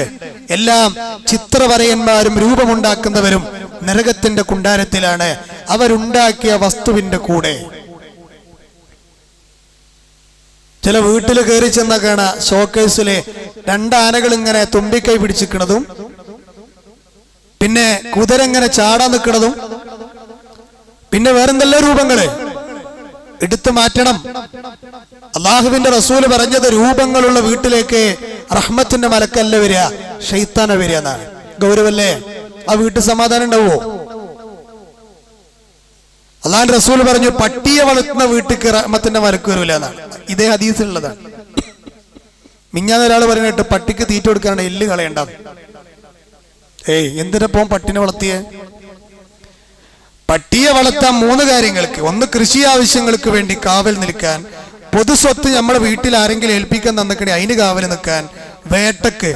ഈ 3 കാര്യങ്ങൾക്ക് ഉപയോഗിക്കാം. 4ാമത്തെ കാര്യത്തിന് പട്ടിയെ വളർത്തിയാൽ ഓരോ ദിവസവും പെർ ഡേ ഉഹദ് മലയോളം നമ്മുടെ നന്മന്റെ ലിസ്റ്റ് നന്മ കുറഞ്ഞു പോകുന്ന. ചില ആൾക്കാർക്ക് ഇതിന്റെ ഗൗരവം ഒന്നും അറിയില്ല. അത് ജീവുള്ളത് പട്ടിയെ കുറിച്ച് പറഞ്ഞതാ. ചില ആളുകളെ ചുമരുമൊക്കെയാണ് കുടുംബ ഫോട്ടോ, അമ്മമ്മ അപ്പപ്പ എല്ലാരും ഉണ്ട്, കാണാനൊക്കെ ചൊറുക്കായിരിക്കും അല്ലെ, പക്ഷെ എടുത്തു മാറ്റുക. കാരണം ഇസ്ലാം നിരോധിച്ചു. ഈ ഒരു രൂപം ഉണ്ടാക്കിയതിലൂടെയായിരുന്നു നൂഹ് നബിയുടെ ജനത ശിർക്കിലേക്ക് എത്തിപ്പെട്ടത്. അങ്ങനെ എന്തുണ്ടായി? പിശാജ് ആ രൂപമുണ്ടാക്കാൻ പറഞ്ഞ ആ സൊസൈറ്റി ഉണ്ടല്ലോ, ആ ജനത, ജനറേഷൻ മുഴുവൻ മരിച്ചാൻ തീർന്നു. അടുത്ത തലമുറ എത്തിയപ്പോൾ അവന്റെ യഥാർത്ഥ പണി തുടങ്ങി. ഈ രൂപങ്ങളൊക്കെ അവൻ യഥാർത്ഥത്തിൽ അവൻ സൂക്ഷിച്ചു വെക്കാൻ പറഞ്ഞ സ്ഥലത്തൊക്കെ ഉണ്ടായിരുന്നു. അടുത്ത തലമുറ വന്നപ്പോ ഈ രൂപം കണ്ടിട്ട് അവലൊക്കെ ജനിക്കണത്. അപ്പോ അവരോട് പറഞ്ഞെന്താ, എന്തേ മറ്റുള്ളവരുടേതൊന്നും രൂപങ്ങൾ ഇവിടെ ഇല്ലാത്തത്? എന്തേ ഇവരുടേത് മാത്രം ബാക്കിയായി? ഇവർ മഹാന്മാരാണ്. ഇവരോടുള്ള യഥാർത്ഥ ആദരവും സ്നേഹവുമാകണമെങ്കിൽ അള്ളാഹിനോട് തേടുന്ന ആ തേട്ടങ്ങളിൽ ചിലതൊക്കെ വലിക്കും കൊടുക്കണം. അങ്ങനെ കൊടുത്തു, നല്ലോണം കൊടുത്തു, മനസ്സിൽ വേരുറച്ചു. അതിനുവേണ്ട എല്ലാ സഹായം ശൈത്താൻ ചെയ്തു. അങ്ങനെ ശിർക്ക് പറയുന്ന വിഷവിത്ത് മുളപൊട്ടിയപ്പോഴാണ് അതേ ജനതയിൽ നിന്നുള്ള ഒരാളെ തെരഞ്ഞെടുത്ത് നബിയെ അയച്ചത്. ആ നബിന്റെ പേരായിരുന്നു നൂഹ് നബി അലൈഹിസ്സലാം. ആ നൂഹ് നബി ആ സമൂഹത്തോട് 950 കൊല്ലാണ് അത്ര പറഞ്ഞത്. യാ ഖൗമി അബ്ദുല്ലാഹ് മാ ലക്കും മിൻ ഇലാഹിൻ ഗൈറു, നിങ്ങൾക്ക് അല്ലാഹു അല്ലാതെ ആരാധ്യനില്ല, അല്ലാഹുവിലേക്ക് തിരിച്ചു വരാൻ പറഞ്ഞു. ഞാൻ ആലോചിക്കാറുണ്ട്, നൂഹ് നബി അലൈഹി സ്വലാത്തു വസ്സലാം ഇന്ന് പ്രസംഗിച്ച സ്ഥലം എവിടെയാണോ അവിടെ തന്നെ നാളെയും പ്രസംഗിക്കാനുള്ളത്. ഇന്ന് അദ്ദേഹത്തെ എറിഞ്ഞ ആൾക്കാരുടെ മുമ്പിലാണ് നാളെയും പ്രസംഗിക്കാനുള്ളത്. നമ്മളിപ്പോ ലഘുലേഖ കൊടുക്കാൻ വേണ്ടി ഇറങ്ങി വിചാരിക്കുക. നമ്മൾ ഈമാനൊക്കെ കൂടിയിട്ട് ഒരു സ്കോഡ് വർക്കിന് ഇറങ്ങിയപ്പോ ഒരു വീട്ടിൽ ചെന്ന് പറഞ്ഞ് മേലാൽ ഇവിടെ കാലുത്തി ഞങ്ങളെ മടമ്പേൽ അടിച്ചു പൊട്ടിക്കുന്നതാണ്. ആ വീട്ടിൽ നമ്മളെ വഴിക്കുവോ? നമ്മളെന്താ പറയാ, ഓൻ പോണേക്ക് പോട്ടെ, ഇങ്ങോട്ട് നമുക്ക് അടുത്ത വീട്ടിൽ പോവാ അല്ലേ? അങ്ങനെ ചിന്തിച്ചവരായിരുന്നില്ല ആരെ? മുൻഗാമികളായ ആളുകൾ. നേരത്തെ നജീം ഉസ്താദ് പറഞ്ഞില്ലേ, സ്കോഡ് വർക്കിന് സഹോദരന്മാർ പോയപ്പോൾ നിങ്ങൾ ഏതാ ടീം എന്നൊക്കെ ചോദിച്ചില്ലേ? അതിലൊന്നും ആടി വലയേണ്ടവരല്ലേ നമ്മള്. ഇതിനേക്കാൾ വലിയ പ്രീരണങ്ങളും പീഡനങ്ങളും അതുപോലെ തന്നെ ബഹിഷ്കരണങ്ങളും നമ്മുടെ മുൻഗാമികൾക്ക് ഉണ്ടായിട്ടുണ്ട്. ഓല് പതറിയിട്ടില്ല. എന്തേ പതറാതിരിക്കാൻ കാരണം? അള്ളാഹുവിനെ യഥാർത്ഥത്തിൽ മനസ്സിലങ്ങോട്ട് കയറ്റിയാല് ഈ കേൾക്കുന്ന തെറിക്കും അനുഭവിക്കുന്ന ഈ പ്രയാസങ്ങൾക്കൊക്കെ കൂലിയുണ്ടെന്നാണ് മനസ്സ് കയറ്റമിന് പ്രശ്നം ഉണ്ടാവില്ല. അത് നൂഹ് നബിക്ക് അറിയായിരുന്നു. ചില മുഫസ്സിറുകൾ പറയുന്നുണ്ട് നൂഹ് നബിയിൽ വിശ്വസിച്ചത് 18 ആളാണ്. കണക്കിൽ വ്യത്യാസമുണ്ട് കേട്ടോ. വേണ്ടെങ്കിൽ 80 ആളെ കൂട്ടിക്കോ. 950 കൊല്ലം ദഅവത്ത് നടത്തിയിട്ടേ വിരലും എണ്ണ മാത്രം ആൾക്കാരെന്ന്. അവസാനം ആൾക്കാർ ചോദിച്ചു, നൂഹേ നിന്റെ മടയത്ര നിർത്താനായില്ലടോ. നമ്മളിവിടെ ക്ലാസ് എടുക്കുമ്പോ ഇവിടെ ക്ലാസ്സിൽ ഒരാൾ ഇരുന്ന് ഉറങ്ങിയാലെടുക്കാൻ നമുക്ക് ഇടങ്ങാറാ. പ്രസംഗിച്ചുകൊണ്ടിരിക്കുമ്പോ ഏറും കുത്തും തല്ലും പരിഹാസമായാലോ. 950 കൊല്ലം അനുഭവിച്ചു അല്ലേ? ആ പണിയാണ്, ആ ആദരവാണ് അന്ന് ശൈത്താൻ എടുത്ത പണിയാണ് ഈ 2024 ഇന്നത്തെ ഡേറ്റ്. ഈ ഡേറ്റിലെ ഈ സമയത്തും ജനങ്ങൾക്കിടയിലെ ഈ പിശാച് ചെയ്തുകൊണ്ടിരിക്കുന്നത്. ആദരവും പറഞ്ഞ് അവരോട് തേടിക്കൊണ്ടിരിക്കുകയാണ്. അതാണത്ര ആദരവ്. ആദരവ് ഇസ്ലാമിലില്ലേ? ഉണ്ട്. എന്താ ആദരവ്? അവരെങ്ങനെ ജീവിച്ചോ ആ വഴിക്ക് ജീവിക്കുക. അവിടെ നിന്ന് മുസ്ലിങ്ങളെ കിട്ടണില്ല. എൻ്റെ മനസ്സിൽ നിന്ന് എപ്പോഴും മറഞ്ഞു പോകാത്ത ഒരു വീഡിയോയാണ് എൻ്റെ പ്രിയപ്പെട്ടവരെ. കോഴിക്കോട് ജില്ലയിലെ നാദാപുരത്തിനടുത്തുള്ള ഒരു വീട് കത്തിയാൻ വരുമ്പോൾ ഒരു പാവപ്പെട്ട സഹോദരി എന്താ പറഞ്ഞത്? ബദരീങ്ങളെ ബദരീങ്ങളെ ബദരീങ്ങളെ എന്ന് വിളിക്കുകയാണ്. എത്രത്തോളം പേരിറങ്ങിയിട്ടുണ്ടാകണം. അല്ലാ എന്ന് വിളിക്കേണ്ട ഭാഗത്ത് ആ ബദരീങ്ങളെ വിളിക്കണം. അമ്മാന്റെ മനസ്സിക്ക് ഇപ്പോഴും ഉണ്ട്. നമ്മളെ നാട്ടുംപുറത്ത് ചില പെണ്ണുങ്ങളെ ആണുങ്ങന്മാരെ എന്താണ്, കിണറിന്റെ ആൾമറയില്ലാത്ത കിണറിന്റെ നേരെ കുട്ടി ഓടുമ്പോ മമ്പറത്ത് തങ്ങളേന്ന് പറയണവരുണ്ട്.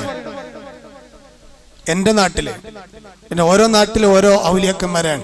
ഇവിടെ എന്താ ഉള്ളാളം തങ്ങളെ വിളിക്കുന്നവരുണ്ട് അല്ലേ? അതുപോലെയുള്ള കുറെ ജാറങ്ങൾ വിളിക്കുന്നവരുണ്ട്. എന്താണ്? അപ്പൊ ഞാൻ പറഞ്ഞെന്താ വെച്ചാല്, മനസ്സ് ശുദ്ധമാവുക എന്ന് പറഞ്ഞാൽ ഒന്നാമത് ശിർക്കിൽ നിന്ന് മുക്തമാവുക എന്നാണ്. കേട്ടിട്ടുണ്ടോ നിങ്ങൾ അസ്ഹാബുൽ കൗഫിനെ? ഈ അസ്ഹാബുൽ കൗഫ് എന്ന് പറയുന്ന യുവാക്കൾ ആരാന്ന് അറിയാത്ത ആൾ ഈ കൂട്ടത്തിലില്ല. ആ യുവാക്കൾ 7 പേരായിരുന്നു എന്ന് അഭിപ്രായം പറഞ്ഞ പണ്ഡിതന്മാരുണ്ട്. 8ാമത്തെ നായ. ഈ യുവാക്കൾ എന്തിന്റെ പേരിലാ മല കയറിയത്? കള്ളും കഞ്ചാവിന്റെ പേരിലോ പെണ്ണ് കേസപ്പെട്ടിട്ടോ നാട്ടിൽ നിന്ന് എന്തെങ്കിലും അപഹരിച്ചിട്ടൊന്നുമല്ല. നാട്ടിലുള്ള രാജാവ് പറഞ്ഞു, ദി ഖിയാനൂസ് എന്ന് പറയുന്ന രാജാവ് പറഞ്ഞു. എന്താ പറഞ്ഞത്? ഞാൻ ഉണ്ടാക്കിയ ഈ ബിംബത്തെ നിങ്ങൾ ആരാധിക്കണം. അയാൾ തീരുമാനിക്കണം. നാട്ടുകാർ പറഞ്ഞു, ഓക്കെ രാജാവേ, നിങ്ങൾ പറഞ്ഞ പോലെ. കുറച്ചാൾക്കാർ വ്യത്യസ്തരായി, ഞങ്ങളതിന് കിട്ടൂല. അപ്പൊ പറഞ്ഞു, നിങ്ങൾക്ക് അങ്ങനെയാണ് ഈ നാട്ടിൽ നിൽക്കാൻ കഴിയില്ല. ശരി, പോയി. അള്ളാഹുവിന്റെ ദീനിനെ സംരക്ഷിക്കാൻ, വിശിഷ്യ തൗഹീദിനെ സംരക്ഷിക്കാൻ അവർ മല കയറി. ഞാൻ ചിന്തിച്ച കാര്യം എന്താ അറിയോ?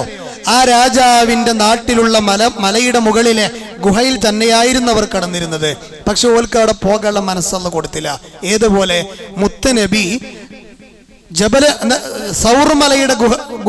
സൗർ ഗുഹയുടെ ഉള്ളിൽ ശത്രുക്കളെ ഭയപ്പെട്ടുകൊണ്ട് സിദ്ദീഖ് റളിയല്ലാഹുവിന്റെ കൂടെ ഒളിച്ചിരുന്നപ്പോ ശത്രുക്കൾക്ക് താഴ്ന്നു നോക്കാൻ തോന്നിയോ? ഇല്ല. അല്ലാഹ് മനസ്സ് കൊടുത്തില്ല, സഹായം കൊടുത്തു.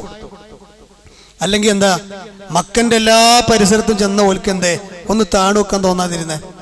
അതൊരു തൗഫീഖാണ്. അത് തൗഹീദുള്ള ആളുകൾ അല്ലാഹ് സഹായിക്കുന്ന സഹായാണ്. അതുകൊണ്ട് തന്നെയാണ് ഈ അസ്ഹാബുൽ കഹ്ഫിന്റെ ചരിത്രം പറയുന്ന ഭാഗത്ത് കാണാം, അവര് ഗുഹന്റെ ഉള്ളിൽ കയറി. ഗുഹ അവർക്ക് അല്ലാഹ് വിശാലമാക്കി തോന്നിപ്പിച്ചു എന്ന് പറഞ്ഞത്. ഗുഹ വലുതേക്കല്ല, വല്ല മനസ്സ് വിശാലമായി തോന്നിപ്പിച്ചു. 309 കൊല്ലം ഉറങ്ങിയത് അതൊരു കറാമത്താണ്. ഒരു മനുഷ്യ ഒരിക്കലും അത്ര ഉറങ്ങൂല. ഉറങ്ങുക അത് അസംഭവ്യാണ് അല്ലേ? നമ്മളൊക്കെ ഉറങ്ങിയാൽ തന്നെ ഇങ്ങനെ ഇടക്കിടക്ക് ഉറങ്ങുന്നില്ല. 350 കൊല്ലം നോൺ സ്റ്റോപ്പ് ആയിട്ട് ഉറങ്ങുക, അതൊരു കറാമത്താണ്. അല്ല പറയണം, അങ്ങനെ ഒറ്റക്കടത്തം കടന്ന ചെതല് പിടിക്കൂലേ? അതുകൊണ്ട് ആ ചെതല് പിടിക്കാതിരിക്കാൻ അല്ല എന്താ ചെയ്തേ അല്ലേ? അല്ല പറഞ്ഞത് അവരെ ഇടത്തോട്ടും വലത്തോട്ടും മറിച്ചിട്ടു എന്നാണ്. അല്ലെങ്കിൽ ചെതല് പിടിച്ചു, അതൊരു കറാമത്താണ്. ഇനി മാത്രമല്ല, ഈ 309 കൊല്ലം അവർ ഉറങ്ങിയത് മാത്രമല്ല, ഒരു കണ്ണുറന്നിട്ട് ഉറങ്ങിയാൽ കണ്ണൊക്കെ കരട് വീണില്ല, ഒരു ജീവി ഒന്നും കടിച്ചില്ല, വേറെ അപകടങ്ങളൊന്നും ഉണ്ടാക്കിയില്ല. ഖുർആൻ പറഞ്ഞില്ലേ, നബിയെ താങ്കൾ അവരെ ഉറക്കം കണ്ടിരുന്നെങ്കിൽ നിങ്ങൾ പേടിച്ചു ഓടും, ഉറപ്പാ. അല്ല ഉറങ്ങും. ഖുർആൻ പറഞ്ഞ ഔലിയാക്കന്മാരാണ് അവര്.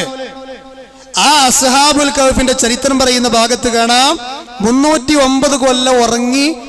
മാത്രല്ല, ഈ മനുഷ്യനെ സംബന്ധിച്ചിടത്തോളം ദിവസം എത്ര നേരം ഭക്ഷണം കിട്ടണം? ചുരുങ്ങിയത് 3 നേരം. ഇല്ലെങ്കിലേ ഈ ഇക്കട കണ്ണൊന്നും കൂടിയാണ് കുഴിഞ്ഞു പോവും. ഈ നിൽക്കണ നമുക്ക് നേരം നടുനിവർത്തിക്കാൻ കഴിയില്ല. 309 കൊല്ലം ഭക്ഷണം കഴിക്കാതെ ഉറങ്ങണമെങ്കിൽ ആ വയറിന്റെ ഉള്ളിൽ കൃത്യമായിട്ട് ഇടപെട്ടിട്ടുണ്ടല്ല, അതൊരു കറാമത്താണ്.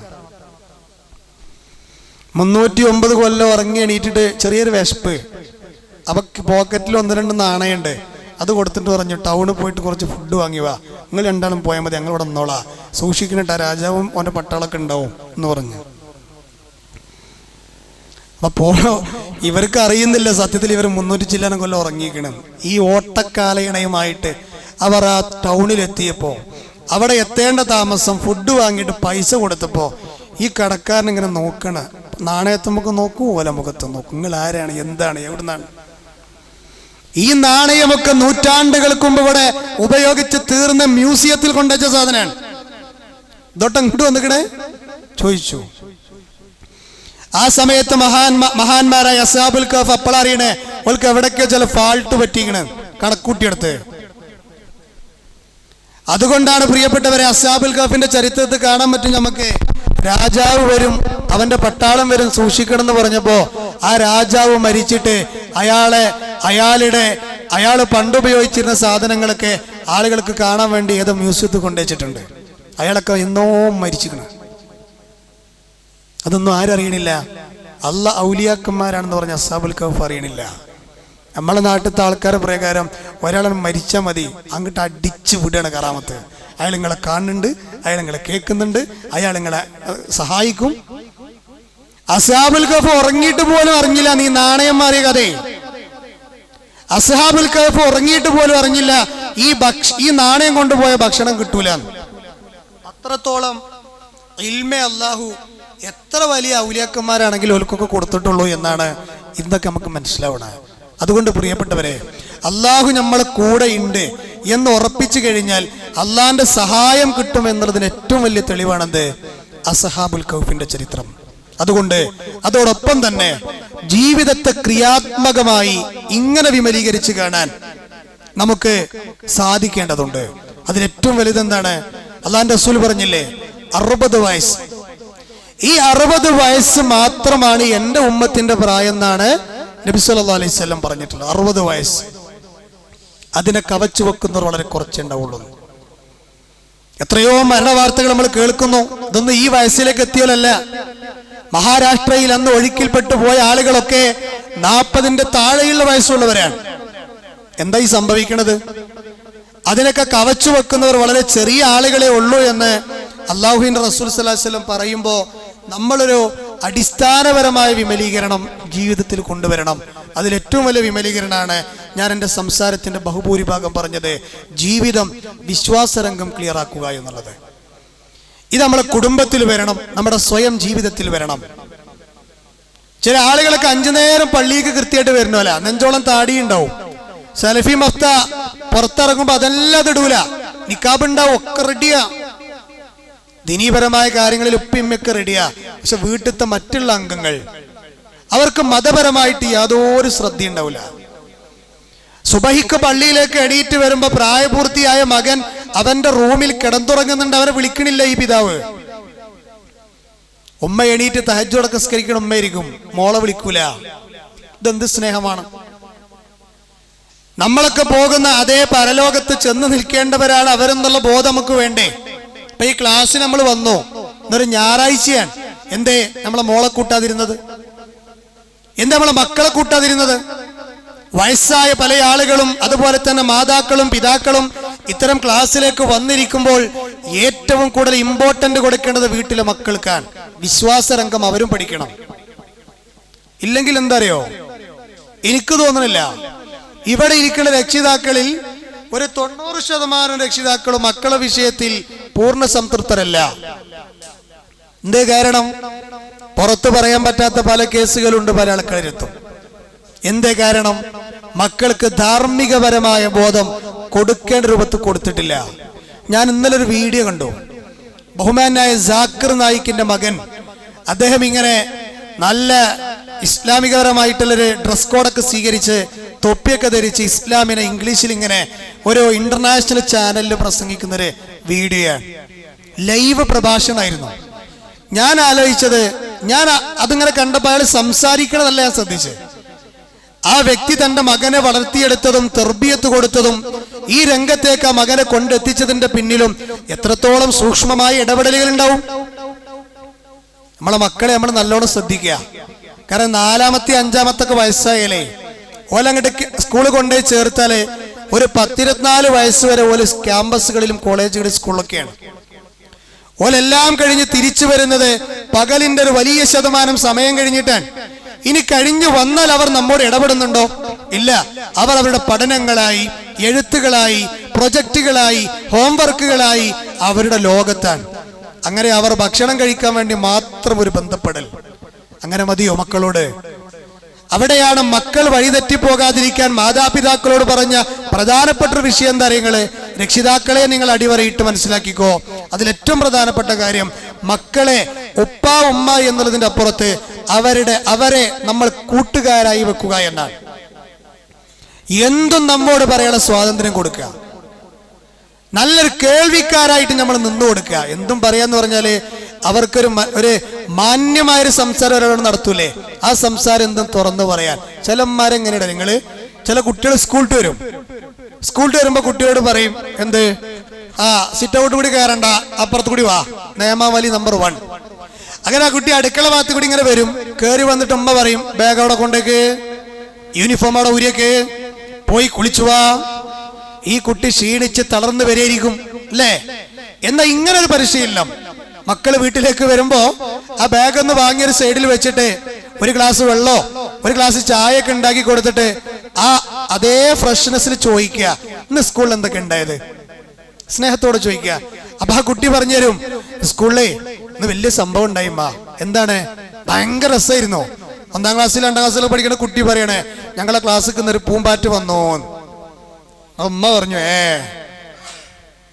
ദപ്പന്റെ കഥ, പോയി കുളിക്കടി പോയിട്ട് അല്ലേ, പോയി അതവിടെ കൊണ്ടേക്ക് ഇവിടെ കൊണ്ടേക്ക്. സത്യത്തിൽ ആ കുട്ടിക്ക് പൂമ്പാറ്റ വന്നതൊരു കാട്ടാന വന്ന പോലെയാണ്. നമുക്ക് വലിയ സംഭവമായിരിക്കൂല. ഞാൻ പറയണത് ചെറിയ ഇടപെടലുകളിൽ വരെ വലിയ സ്വാധീനങ്ങൾ മക്കളിൽ ഉണ്ടാക്കും. ചില രക്ഷിതാക്കൾക്ക് മക്കളോട് ഭയങ്കര സ്നേഹമാണ്. എന്തുകൊണ്ടാണ് മക്കള് വളർന്നു വരുമ്പോ അവരിങ്ങനെ നമ്മളിൽ നിന്ന് അകന്നു പോണു വെച്ചാല് ആ വളർത്തുന്നിടത്തുള്ള ചില ശ്രദ്ധ കമ്മികളാ. സ്നേഹമില്ലാത്തോണ്ടാ? അല്ല. ചില മാതാപിതാക്കൾ മക്കളൊക്കെ എത്ര സ്നേഹിക്കേണ്ട അറിയങ്ങള്. മക്കള് നമ്മൾ തിന്നണ്ട ഫുഡടക്കം നമ്മൾ ഓൽക്ക് കൊടുത്തിട്ടാ വളർത്തണേ. ചില പെൺമക്കളും മാതാവൊക്കെ നടന്നു പോകുമ്പോ ഇതിലേതാ ഉമ്മാന്ന് തോന്നിപ്പോവും. അത്ര തണ്ടും തടിയൊക്കെ ഉണ്ടാവും പെൺകുട്ടികള്. ഉമ്മ ഇങ്ങനെ മെലിഞ്ഞിട്ടായിരിക്കും. എന്തേ കാരണം? നമ്മൾ തിന്നണ ഭക്ഷണം അടക്കം ഓൽക്ക് കൊടുക്കുന്നുണ്ട് അല്ലേ? അങ്ങനെയൊക്കെ നമ്മൾ സ്നേഹിക്കുന്നുണ്ട്. എന്തായാലും കേട്ടാ ചില രക്ഷിതാക്കൾ മാതാക്കളോട് ഇങ്ങനെ ചീറിയും കൊണ്ട് എപ്പോഴും നോക്കിയാലും കുട്ടികളെ പഴി പറയാ, കുറ്റപ്പെടുത്തുക അല്ലേ? അത് വേണ്ട, ഇത് വേണ്ട, അത് ചെയ്യണ്ട എന്നിങ്ങനെ പറയുന്ന ആൾക്കാരാണ് ഞാനും നിങ്ങളും അടക്കുന്ന സമൂഹം. ഇത് കേട്ടിട്ടാ കുട്ടികൾ വളരുന്നത് അല്ലേ? ഇന്ന് എപ്പോഴാ നമുക്ക് സ്നേഹം നിർഗളിക്കുക?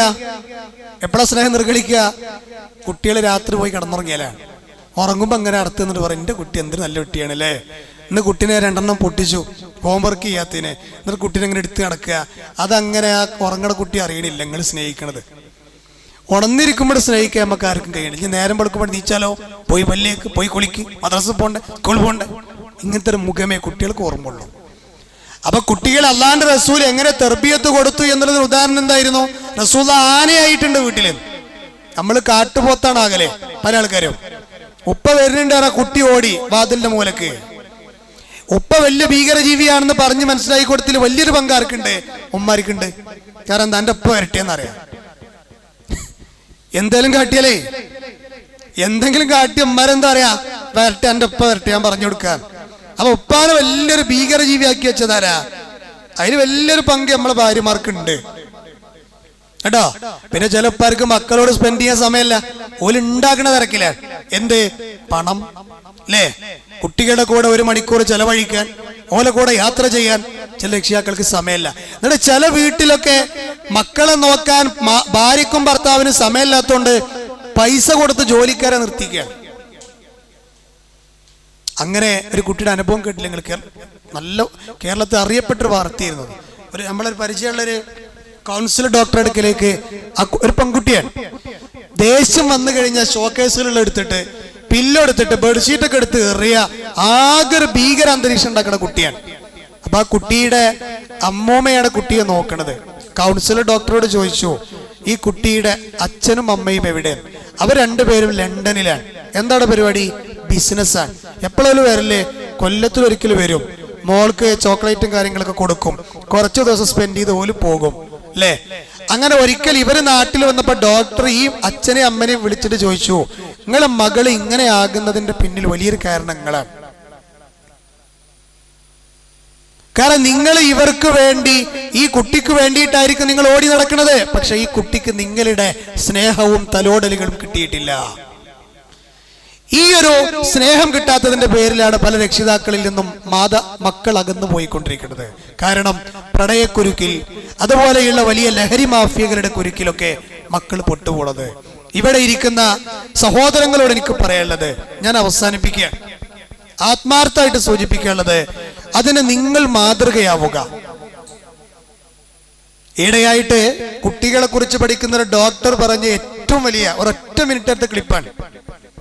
ഒരു സ്ത്രീയാണ്. അവർ പറഞ്ഞെന്തറിയോ?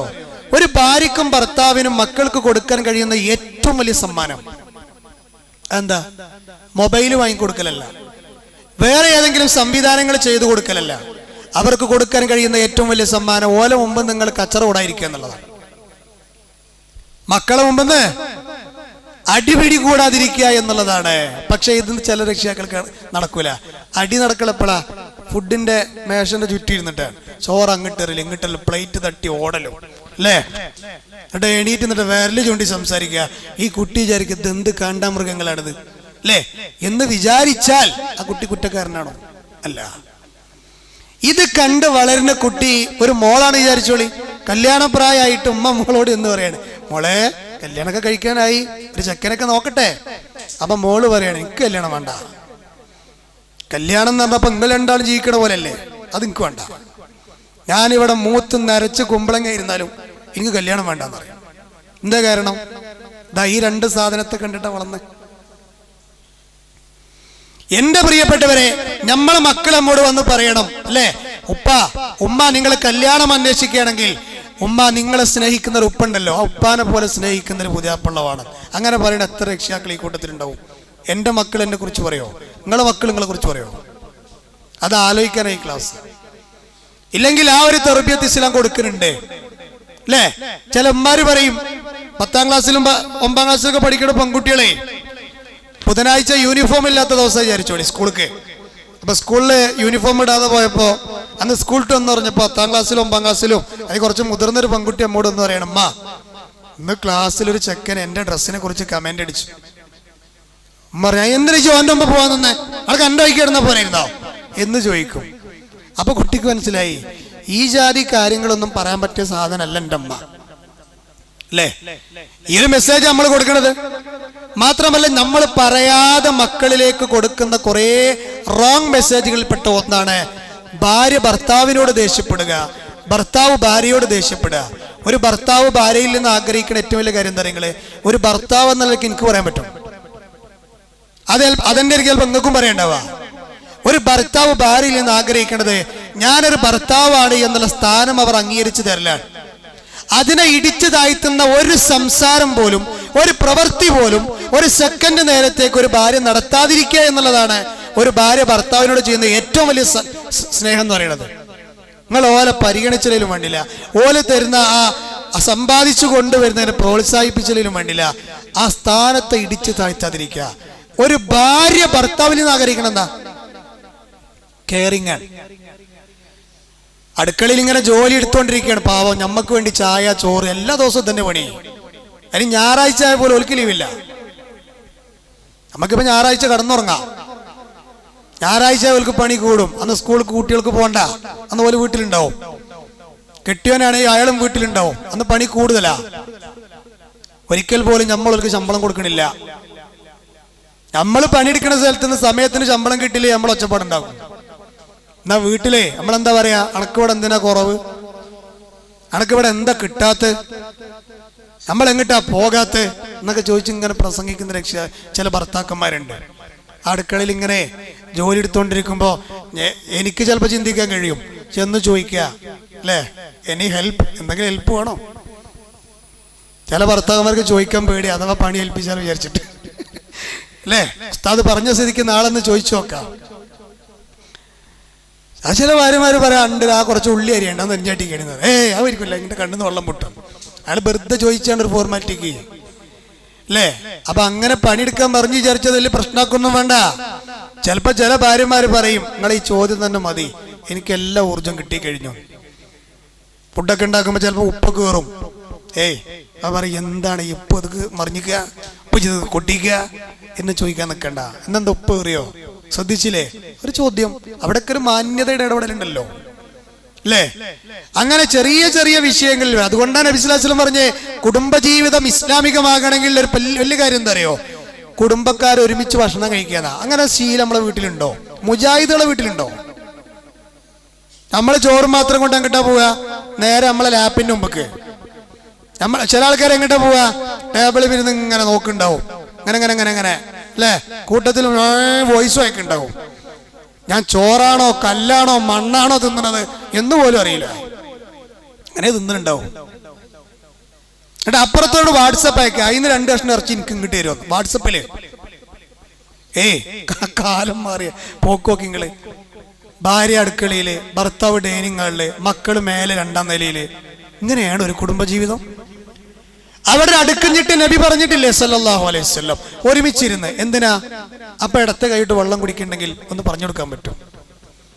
ഭക്ഷണം ആരെങ്കിലും വേസ്റ്റ് ആക്കണ്ടെങ്കിൽ അവിടെ ഒരു സുന്നത്ത് പഠിപ്പിക്കാൻ പറ്റും അല്ലേ. അതുപോലെ തന്നെ റസൂലുള്ളാഹി പറഞ്ഞു, ഭാര്യ ചോറ് ഭർത്താവിന് വാരി കൊടുക്കുക. അപ്പൊ ഭാര്യമാര് ചിന്തിക്കണ്ടാവും, നടക്കൂല. അറിഞ്ഞ് ഉണ്ടാക്കും വേണം, വാരി കൊടുക്കും വേണം, നടക്കണമല്ലും പറയും ഉസ്താദേ. കുടുംബസംഗമൊക്കെ ഓക്കെ അല്ലേ. സഹോദരി, ഇത് പറഞ്ഞെന്തിനറിയോ, നിങ്ങളാ ഒറ്റ ദിവസം ഒറ്റ ആഴ്ചകളിൽ ഞാൻ ഈ പറയുന്ന സംഗതി നടപ്പിലാക്കി നബി പറഞ്ഞതാ. അതായത് എല്ലാവരും ഒരുമിച്ചിരുന്ന് ഭക്ഷണം കഴിക്കുമ്പോൾ ഭാര്യക്ക് ഭർത്താവ് ഇങ്ങനെ ഭാര്യക്ക് കൊടുക്കുമ്പോൾ കുട്ടികൾ ഇങ്ങനെ ചിന്തിക്കും, എൻ്റെ ഉമ്മയിപ്പം എന്തൊരു സ്നേഹത്തിലാണ്. അല്ല, ഈ സ്നേഹം എന്ന് പറയണത് ചോറുള്ള പോലെ ഉരുട്ടി കാണിച്ചു കൊടുക്കാൻ പറ്റും. എന്താ സ്നേഹം എന്ന് പറഞ്ഞാൽ കാണിച്ചു കൊടുക്കാൻ പറ്റുമോ?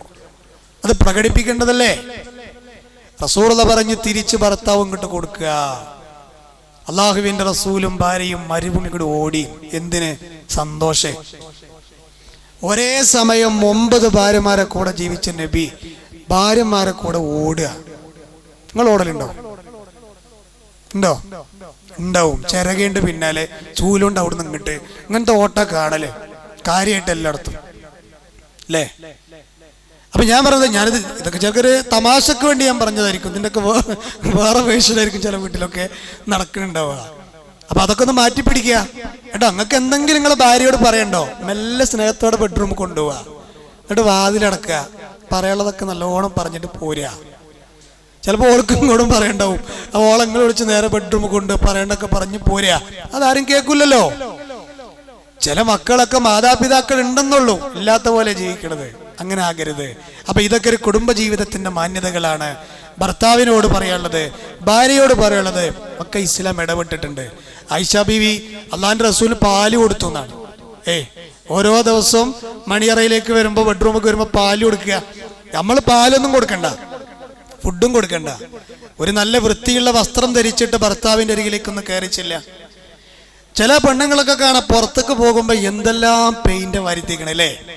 എന്നിട്ട് അതിനു വേണ്ടി ഒരു മദ്രസ കുട്ടീനോട് പറഞ്ഞെന്താ അറിയോ, ഉസ്താദിന്റെ ഉമ്മാക്ക് മേക്കപ്പ് സെറ്റ് ഉണ്ട്, പക്ഷെ ഉപ്പാക്ക് കാണിച്ചു കൊടുക്കില്ല, ഉള്ളിൽ കിടത്തേച്ച് കാണാൻ. എന്തിനെ? ഉമ്മാക്ക് പുറത്തു പോകുമ്പോ തേക്കാനേ. അതാരാണ് എന്താണെന്നൊന്നും അതിലൊന്നും പറയേണ്ട ആവശ്യമില്ലല്ലോ അല്ലേ? ആരെ കാണിക്കാനാണത്? എന്നാ ഭർത്താവിന്റെ ബെഡ്റൂമൊക്കെ വരുമ്പോഴോ അല്ലേ? ആലോചിച്ച് നോക്കി നമ്മൾ എത്രത്തോളം ഒരുങ്ങുന്നുണ്ട്. ഇപ്പൊ ഈ അറേബ്യൻ രാജ്യത്തൊക്കെ പോയ സമയത്ത് എനിക്ക് അറിയാൻ പറ്റിയൊരു കാര്യം അല്ലേ, മജീദൊക്കെ അറിയായിരിക്കും ചിലപ്പോ. അതായത് അവിടെ മജീദൊക്കെ അറിയാം, സൗദിയിലൊക്കെ പ്രത്യേകിച്ച് ഏറ്റവും കൂടുതൽ അറബികളൊക്കെ പൈസ ചെലവാക്കണത് തന്റെ ഭാര്യമാർക്ക് രാത്രി കൊടുക്കണ നെയ്റ്റി വാങ്ങാനാണ്. അത്രയും അവർ വീടിന്റെ ഉള്ളിൽ കുടുംബജീവിതം ആസ്വദിക്കുന്നുണ്ട്. ആ സ്നേഹം പരസ്പരം അങ്ങോട്ടും ഇങ്ങോട്ടും കിട്ടാതെ വരുമ്പോഴാണ് ജീവിതത്തിൽ പല അബദ്ധങ്ങളും അതുപോലെ തന്നെ വഴിവിട്ട രീതികളും ചില ആളുകൾ കടന്നു വരുന്നത്. അതില്ലാതിരിക്കാൻ ശ്രമിക്കുക, മടുപ്പിക്കാതിരിക്കുക പരസ്പരം. എൻ്റെ പ്രിയപ്പെട്ട സ്ത്രീകളോട് പറയാനുള്ളത്, മക്കളെ നിങ്ങൾ വീടിന്റെ ഉള്ളിൽ ഇരുത്തിക്കൊണ്ട് തന്നെ വിശുദ്ധ ഖുർആനിന്റെ പാരായണങ്ങളിലും മത ചരിത്രങ്ങൾ പറഞ്ഞു കൊടുക്കുന്നതിലും ദീനിന്റെ മര്യാദകൾ പഠിപ്പിച്ചു കൊടുക്കുന്നതിലും ശ്രദ്ധ പതിപ്പിക്കണം എന്ന് ഉണർത്തുക. കാരണം ഇമാം ഷാഫി ഉണ്ടായത് എങ്ങനെയാ? ഇമാം ഷാഫി എന്ന് പറയുന്ന മഹാനായ പണ്ഡിതൻ ഉണ്ടായത് അദ്ദേഹത്തിന്റെ ഉമ്മയുടെ മടിയിൽ കിടന്ന് വിശുദ്ധ ഖുർആൻ കേട്ടിട്ടാണ് ഷാഫി ഇമാം ഹാഫിളാകുന്നത്. അതും ഖുർആനിന്റെ പകുതി ഭാഗം ഉണ്ടോ? പല ചില മുൻഗാമികളിൽപ്പെട്ട അറിയപ്പെട്ട പണ്ഡിതന്മാരിൽപ്പെട്ട ചില ആൾക്കാരൊക്കെ ജീവിതത്തിന്റെ 16ാമത്തെ വയസ്സ് വരെ കാഴ്ച ഉണ്ടായില്ലെന്നാ. കാഴ്ച തിരിച്ചിട്ട് ഉമ്മാന്റെ പ്രാർത്ഥന ഉണ്ടെന്നാ. ഉമ്മാരെ മക്കൾക്ക് വേണ്ടി ധാർമ്മിക രംഗത്തുള്ള പ്രാർത്ഥന കൂടി നിങ്ങൾ നടത്തണം. ആത്മാർത്ഥമായിട്ട് അവരുടെ വിഷയത്തിൽ നിങ്ങൾ ഇടപെട്ട് കഴിഞ്ഞാൽ മാറാത്ത ഒന്നുമില്ല. അതുകൊണ്ടാണ് ഖുർആൻ പറഞ്ഞത്, നിങ്ങളെ വീട് മസ്കനാൻ, ആ സമാധാനത്തിന്റെ ഗേഹമാകണമെങ്കിൽ ദീനീപരമായ ചുറ്റുപാട് നമ്മുടെ ജീവിതത്തിൽ ഉണ്ടാകട്ടെ എന്ന് മാത്രമാണ് ഈ വൈകിയ സമയത്ത് എനിക്ക് എൻ്റെ പ്രിയപ്പെട്ടവരോട് സൂചിപ്പിക്കാനുള്ളത്. അള്ളാഹുവിനോട് എപ്പോഴും നമ്മൾ പ്രാർത്ഥിക്കണം. റബ്ബന ഹബ് ലനാ മിൻ അസ്വാജിന വദുർരിയാതിന ഖുർറത അഅ്യുനിൻ വജഅൽനാ ലിൽ മുത്തഖീന ഇമാമ. അള്ളാഹുവേ, കുടുംബത്തിൽ നിന്ന് കൺകുളിർമ നൽകണമേ എന്ന് ആത്മാർത്ഥമായി പ്രാർത്ഥിക്കുക. അള്ളാഹുവിനോട് ആത്മാർത്ഥമായി തേടുക. തേടിയാൽ മാത്രം പോരാ, അതിൻ്റെതായ അധ്വാനങ്ങൾ ഉണ്ടാകണം. ഇപ്പോ ഈ ഒരു ക്ലാസ്സിലേക്ക് എത്തിപ്പെടാനുണ്ടായ സാഹചര്യം എന്താണെന്ന് വെച്ചാല്, ഈ ഇളവൻ പയ്യന്നൂർ നമ്മുടെ സെന്ററിൽ ക്ലാസ് എടുക്കുന്നുണ്ട്. അവിടെ നമ്മളെ പ്രവർത്തകര് ബന്ധപ്പെട്ടുണ്ടായ ഒരു ക്ലാസ്സാണിത്. അപ്പൊ നിങ്ങൾക്ക് സഞ്ചരിച്ചാൽ എത്താവുന്ന ഒരു സ്ഥലത്തുള്ളൊരു പ്രദേശമാണ്. പയ്യന്നൂരോട് അടുത്താണോ? എത്രയിലൂടെ ഉണ്ടാവും? നമ്മൾ വിചാരിച്ച എത്താൻ പറ്റിയ സ്ഥലമാണ് അല്ലെ. ഒരുപാട് സഹോദരിമാരവിടെ വരുന്നുണ്ട്, സഹോദരങ്ങളും ക്ലാസ്സിന് വരുന്നുണ്ട്. രാവിലെ എല്ലാ ബുധനാഴ്ചകളിലും രാവിലെ 11 മണിക്കാണ് അവിടെ ക്ലാസ്. വിശുദ്ധ ഖുർആൻ നമ്മുടെ കുടുംബത്തിൽ സ്ഫുരിക്കട്ടെ, അതിന്റെ പ്രകാശം. അത് പഠിക്കുക, അത് ജീവിതത്തിന്റെ ഭാഗമാക്കുക, വലിയ സമാധാനം ഉണ്ടാവും.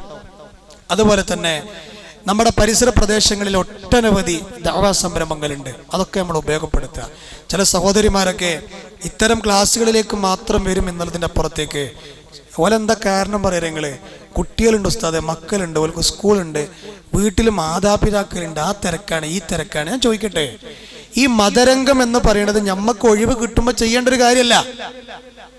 നമുക്കൊരു കല്യാണം ഉണ്ടെങ്കിൽ നമ്മൾ എന്തെല്ലാം സെറ്റപ്പ് ആക്കിയിട്ട് വീട്ടിൽ നിന്ന് ഇറങ്ങി പോകും. അതിനേക്കാൾ ആവേശത്തോടെ മതവിഷയങ്ങളിൽ ഇറങ്ങിത്തിരിക്കാൻ നമുക്ക് പറ്റണം. കാരണം എന്താണെന്ന് ചോദിച്ചാല്, നമ്മളെ കുറച്ച് ത്യാഗം ഈ രംഗത്ത് ഉണ്ടായാലേ മതരംഗത്ത് നമ്മൾ ഇടപെടുന്നു എന്ന് പറയാൻ പറ്റുള്ളൂ. ത്യാഗം അത് മതരംഗത്ത് വേണം. കാരണം ഖുർആൻ പറഞ്ഞ എന്താ, അല്ലാതെ സ്വർഗത്ത് പോകില്ല എന്നാണ്. ഇൻഷാ അല്ലാഹ് പീസ് റേഡിയോ ഏതെങ്കിലും സഹോദരിമാർക്ക് അറിയില്ല എങ്കിൽ ഇന്ന് തന്നെ നിങ്ങളെ പ്ലേ സ്റ്റോറിലോ ആപ്പ് സ്റ്റോറിലൊക്കെ ഉണ്ടെങ്കിൽ അത് അടിച്ചിട്ടൊരു പച്ച എമ്പളം കാണാൻ നിങ്ങൾക്ക് അതൊന്ന് ഡൗൺലോഡ് ചെയ്തിട്ട് പോകുക. നിങ്ങൾ അടുക്കളയിൽ ജോലി ചെയ്തുകൊണ്ടിരിക്കെ ദീന് കേട്ട് ആ ജോലിയുടെ ഇടയിൽ തന്നെ കൂലികൾ നേടാൻ പറ്റിയ സംരംഭമാണത്. ലക്ഷക്കണക്കിന്, എത്രയോ ലക്ഷക്കണക്കിന് രൂപയുടെ സംവിധാനങ്ങൾ സംവിധാനിച്ചിട്ടാണ് അതിന്റെ ഓഫീസുകളൊക്കെ നമ്മളെ പരിസരങ്ങൾ ഉണ്ടാക്കിയിട്ടുള്ളത്. എത്ര ദായിമാരുടെ സമയം ഉണ്ടാക്കിയിട്ട് വിഷയങ്ങൾ അവതരിപ്പിച്ചുകൊണ്ടിരിക്കണേ.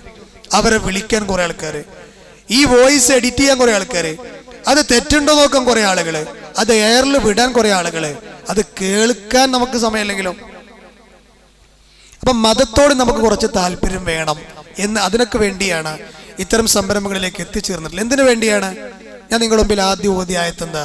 അല്ലേ? ബൽ തുഅ്സിറൂനൽ ഹയാത്തദ് ദുനിയ, ദുനിയാവിലെ ജീവിതം എന്ന് പറഞ്ഞാൽ അത് വളരെ തുച്ഛമാണ്, എപ്പോഴും അവസാനിച്ചു പോകുന്നതാണ്. വൽ ആഖിറത്തു ഖൈറും വഅബ്ഖാ, എന്നെന്നും ബാക്കിയാകുന്നതും ഏറ്റവും ഹൈറായതുമായ ലോകം എന്ന് പറയുന്നത് അത് പരലോകമാണ്. അതിനു വേണ്ടിയിട്ടുള്ള അധ്വാനങ്ങൾ ഉണ്ടാകട്ടെ, ഇടപെടലുകൾ ഉണ്ടാകട്ടെ, കുടുംബത്തിൽ അത് ഉണ്ടാകട്ടെ. ഈ സിനിമയും സീരിയലും ഒക്കെ ഓടുന്ന വീടകങ്ങൾ ടോട്ടൽ ഒരു മാറ്റം വരുത്തി ഇസ്ലാമികപരമായ ചർച്ചകളും ഇസ്ലാമികപരമായ ഗ്രന്ഥങ്ങളും ഇസ്ലാമികപരമായ പ്രഭാഷണങ്ങളൊക്കെ മുഴങ്ങുന്ന സന്തോഷകരമായ വീടായിട്ട് നമ്മളെ വീട് മാറട്ടെ. മക്കൾ പള്ളിയിൽ പോവുക, അല്ലെ? ഭാര്യമാർ ഇതിന്റെ പ്രവർത്തകകളാവുക, ഭർത്താക്കന്മാർ ഇതിന്റെ ആളുകളാവുക, കുടുംബം തന്നെ ഒരു ദീനി ചുറ്റുപാടിലാവുക. എന്തൊരു സന്തോഷമുള്ള കാര്യമാണ് അറിയങ്ങള്. ഇതല്ലാതെ കുറെ ആളുകൾ ദീനില്ലാതെ ജീവിക്കുക, കുറെ ആൾക്കാരെ ദീനായിട്ട് ജീവിക്കുക. അതുകൊണ്ട് നമുക്ക് സമാധാനം ഉണ്ടാവില്ല, പരലോകത്ത് രക്ഷപ്പെടാൻ പറ്റൂല. മക്കളെ വിഷയത്തിൽ അവരിടപെടൽ, കുടുംബ വിഷയത്തിൽ അവരിടപെടൽ ഉണ്ടാകട്ടെ എന്ന് ആത്മാർത്ഥമായി വൈകിയ വേളയിൽ ഉണർത്തുകയാണ്. അല്ലാഹു സുബ്ഹാനഹു വ തആല നമ്മളിന്ന് സംസാരിച്ചതും കേട്ടതുമായ കാര്യങ്ങൾ നമ്മളിൽ നിന്ന് കബൂലാക്കുമാറാകട്ടെ. നാളെ പരലോകത്ത് ഒരു വിഭാഗത്തെ സ്വർഗത്തിലേക്കും മറുവിഭാഗത്തെ നരകത്തിലേക്കും അല്ലാഹു തിരിച്ചുവിടുമ്പോൾ സ്വർഗത്തിലേക്ക് സന്തോഷത്തോടെ കടന്നു പോകുന്ന മഹാഭാഗ്യവാന്മാരിൽ, ഭാഗ്യവതികളിൽ അല്ലാഹു നമ്മെയും നമ്മുടെ ബന്ധപ്പെട്ടവരെയും ചേർത്ത് അനുഗ്രഹിക്കുമാറാകട്ടെ. മഹാരോഗങ്ങളിൽ നിന്നും, താങ്ങാൻ കഴിയാത്ത പരീക്ഷണങ്ങളിൽ നിന്നും, വലിയ വലിയ വേദനാജനകമായ രോഗങ്ങളിൽ നിന്നും അല്ലാഹു നമ്മെ എല്ലാം കാത്തുരക്ഷിക്കുമാറാകട്ടെ. നമ്മളെ രോഗികളുണ്ട്, അല്ലാഹു ഷിഫാഉൻ ആജില പ്രദാനം ചെയ്യുമാറാകട്ടെ. സാമ്പത്തികമായി പ്രതിസന്ധികൾ അനുഭവിക്കുന്നവരുണ്ട്, അല്ലാഹു ഖൈറും ബറക്കത്തും പ്രദാനം ചെയ്യുമാറാകട്ടെ. കടക്കണിയിൽ അകപ്പെട്ടവരുണ്ട്, അല്ലാഹു ആ ഒരു പ്രയാസത്തിൽ നിന്ന് അത്തരം ആളുകളെ കരകയറ്റുമാറാകട്ടെ. ഈ കൂട്ടത്തിൽ വന്ന ആളുകളിൽ തന്നെ ശാരീരികവും മാനസികവുമായ പ്രതിസന്ധികൾ അനുഭവിക്കുന്ന ആളുകളുണ്ട്, അല്ലാഹു എല്ലാവർക്കും നിർഭയത്വമുള്ള, സുരക്ഷയുള്ള, സമാധാനമുള്ള ജീവിതം പ്രദാനം ചെയ്യുമാറാകട്ടെ. നമ്മളെപ്പോഴും പ്രാർത്ഥനയിൽ ഉൾപ്പെടുത്തേണ്ട വിഭാഗമാണ് നമ്മുടെ സഹോദര സമൂഹമായ ഫിലസ്തീനിലെ ഗസയിലെ നമ്മുടെ സഹോദരി സഹോദരങ്ങൾ. ഇപ്പോഴും അവർ അക്രമികളായ ആളുകളുടെ കൈകൾക്ക് ഇരകളായിക്കൊണ്ടിരിക്കുകയാണ്. അല്ലാഹു അവർക്ക് സുരക്ഷ പ്രദാനം ചെയ്യുമാറാകട്ടെ, സമാധാനം പ്രദാനം ചെയ്യുമാറാകട്ടെ. അവരിൽ നിന്നും മരണപ്പെട്ടു പോയ കുടുംബാംഗങ്ങൾ ആരൊക്കെയുണ്ടോ അവർക്കെല്ലാം അല്ലാഹു ഷഹീദിന്റെ പദവി നൽകി സ്വർഗത്തിൽ അല്ലാഹു ഒരിടം നൽകുമാറാകട്ടെ. അവരുടെ സങ്കടങ്ങൾക്ക് അല്ലാഹു ഒരറുതി വരുത്തി ആ മുഖങ്ങളിൽ അല്ലാഹു സന്തോഷങ്ങൾ പടർത്തുമാറാകട്ടെ. അവരെ ആക്രമിച്ചു കൊണ്ടിരിക്കുന്ന ജൂത പരീക്ഷകൾ, അവർക്ക് വേണ്ടി ചുക്കാൻ പിടിക്കുന്ന ആളുകൾ ആരൊക്കെയുണ്ടോ രണ്ട് ലോകത്തും അല്ലാഹു അവർക്ക് അർഹമായ ശിക്ഷ നൽകുമാറാകട്ടെ. അത്തരം പരീക്ഷണങ്ങളിൽ നിന്നും അത്തരം മുസീബത്തുകളിൽ നിന്നും ഫിത്നകളിൽ നിന്നും അല്ലാഹു നമ്മുടെ നാടിനെയും നമ്മുടെ രാജ്യത്തെയും നമ്മുടെ സമൂഹത്തെയും എല്ലാം കാത്തു രക്ഷിക്കുമാറാകട്ടെ. ജീവിതത്തിന്റെ ഏത് കോണിൽ വെച്ച് റഹ്മാനായ റബ്ബ് നമ്മളിൽ വിധിക്കപ്പെട്ട മരണം എവിടെ വെച്ച് കണ്ടുമുട്ടേണ്ടി വന്നാലും മരിക്കുന്ന സമയത്ത് ലാ ഇലാഹ ഇല്ലല്ലാഹ് എന്നുച്ചരിച്ച് ഒരു വിശ്വാസി മരിക്കുമ്പോൾ സ്വർഗം കണ്ടു മരിക്കുമെന്നാണ്. ആ സ്വർഗത്തിന്റെ കാഴ്ചയും കണ്ടു മരിക്കുന്ന ആ നമ്മുടെ ജീവിതത്തിലെ ഏറ്റവും വലിയ സന്തോഷകരമായ ദിവസം ഈ ദുനിയാവിലെ അവസാനത്തെ ദിവസമാകുന്ന രൂപത്തിൽ അല്ലാഹു നമുക്കെല്ലാം തൗഫീഖിനെ പ്രദാനം ചെയ്യുമാറാകട്ടെ. അതിനനുസൃതമായി ജീവിക്കാനുള്ള ഈമാനികപരമായ അന്തരീക്ഷവും ഈമാനികപരമായ തൗഫീഖും അല്ലാഹു നമുക്കെല്ലാം പ്രദാനം ചെയ്യുമാറാകട്ടെ. ഈ പ്രോഗ്രാമിന് വേണ്ടി സ്ക്വാഡ് വർക്ക് ഇറങ്ങിയ സഹോദരിമാരുണ്ട്, സഹോദരങ്ങളുണ്ട്, അല്ലാഹു അവർക്കെല്ലാം അർഹമായ പ്രതിഫലം നൽകുമാറാകട്ടെ. ഈ പ്രോഗ്രാമിന് വേണ്ടി ഇവിടെ എത്തിച്ചേർന്ന നമുക്ക് ഓരോരുത്തർക്കും അല്ലാഹു നാളെ പരലോകത്ത് അവന്റെ വിശാലമായ സ്വർഗത്തിൽ ഇടം നൽകി അനുഗ്രഹിക്കുമാറാകട്ടെ. ഈ പ്രോഗ്രാമിന് വേണ്ടി വീടനുവദിച്ച ഈ വീട്ടുകാർ ആരാണോ അല്ലാഹു അവർക്ക് ഖൈറും ബറക്കത്തും അർഹമായ പ്രതിഫലവും പ്രദാനം ചെയ്യുമാറാകട്ടെ. റബ്ബനാ തഖബ്ബൽ മിന്നാ ഇന്നക അൻതസ് സമീഉൽ അലീം വതുബ് അലൈനാ ഇന്നക അൻതത് തവ്വാബുർ റഹീം. റബ്ബനാ ആതിനാ ഫിദ് ദുനിയ ഹസന വഫിൽ ആഖിറതി ഹസനത വഖിനാ അദാബൻ നാർ. ആമീൻ ആമീൻ ബിറഹ്മതിക യാ അർഹമർ റഹീമീൻ. സുബ്ഹാനക അല്ലാഹുമ്മ ബിഹംദിക അഷ്ഹദു അൻ ലാ ഇലാഹ ഇല്ലാ അൻത അസ്തഗ്ഫിറുക വഅതൂബു ഇലൈക വആഖിറു ദഅവാനാ അനിൽ ഹംദുലില്ലാഹി റബ്ബിൽ ആലമീൻ. അസ്സലാമു അലൈക്കും വറഹ്മത്തുള്ളാഹി വബറകാതുഹു.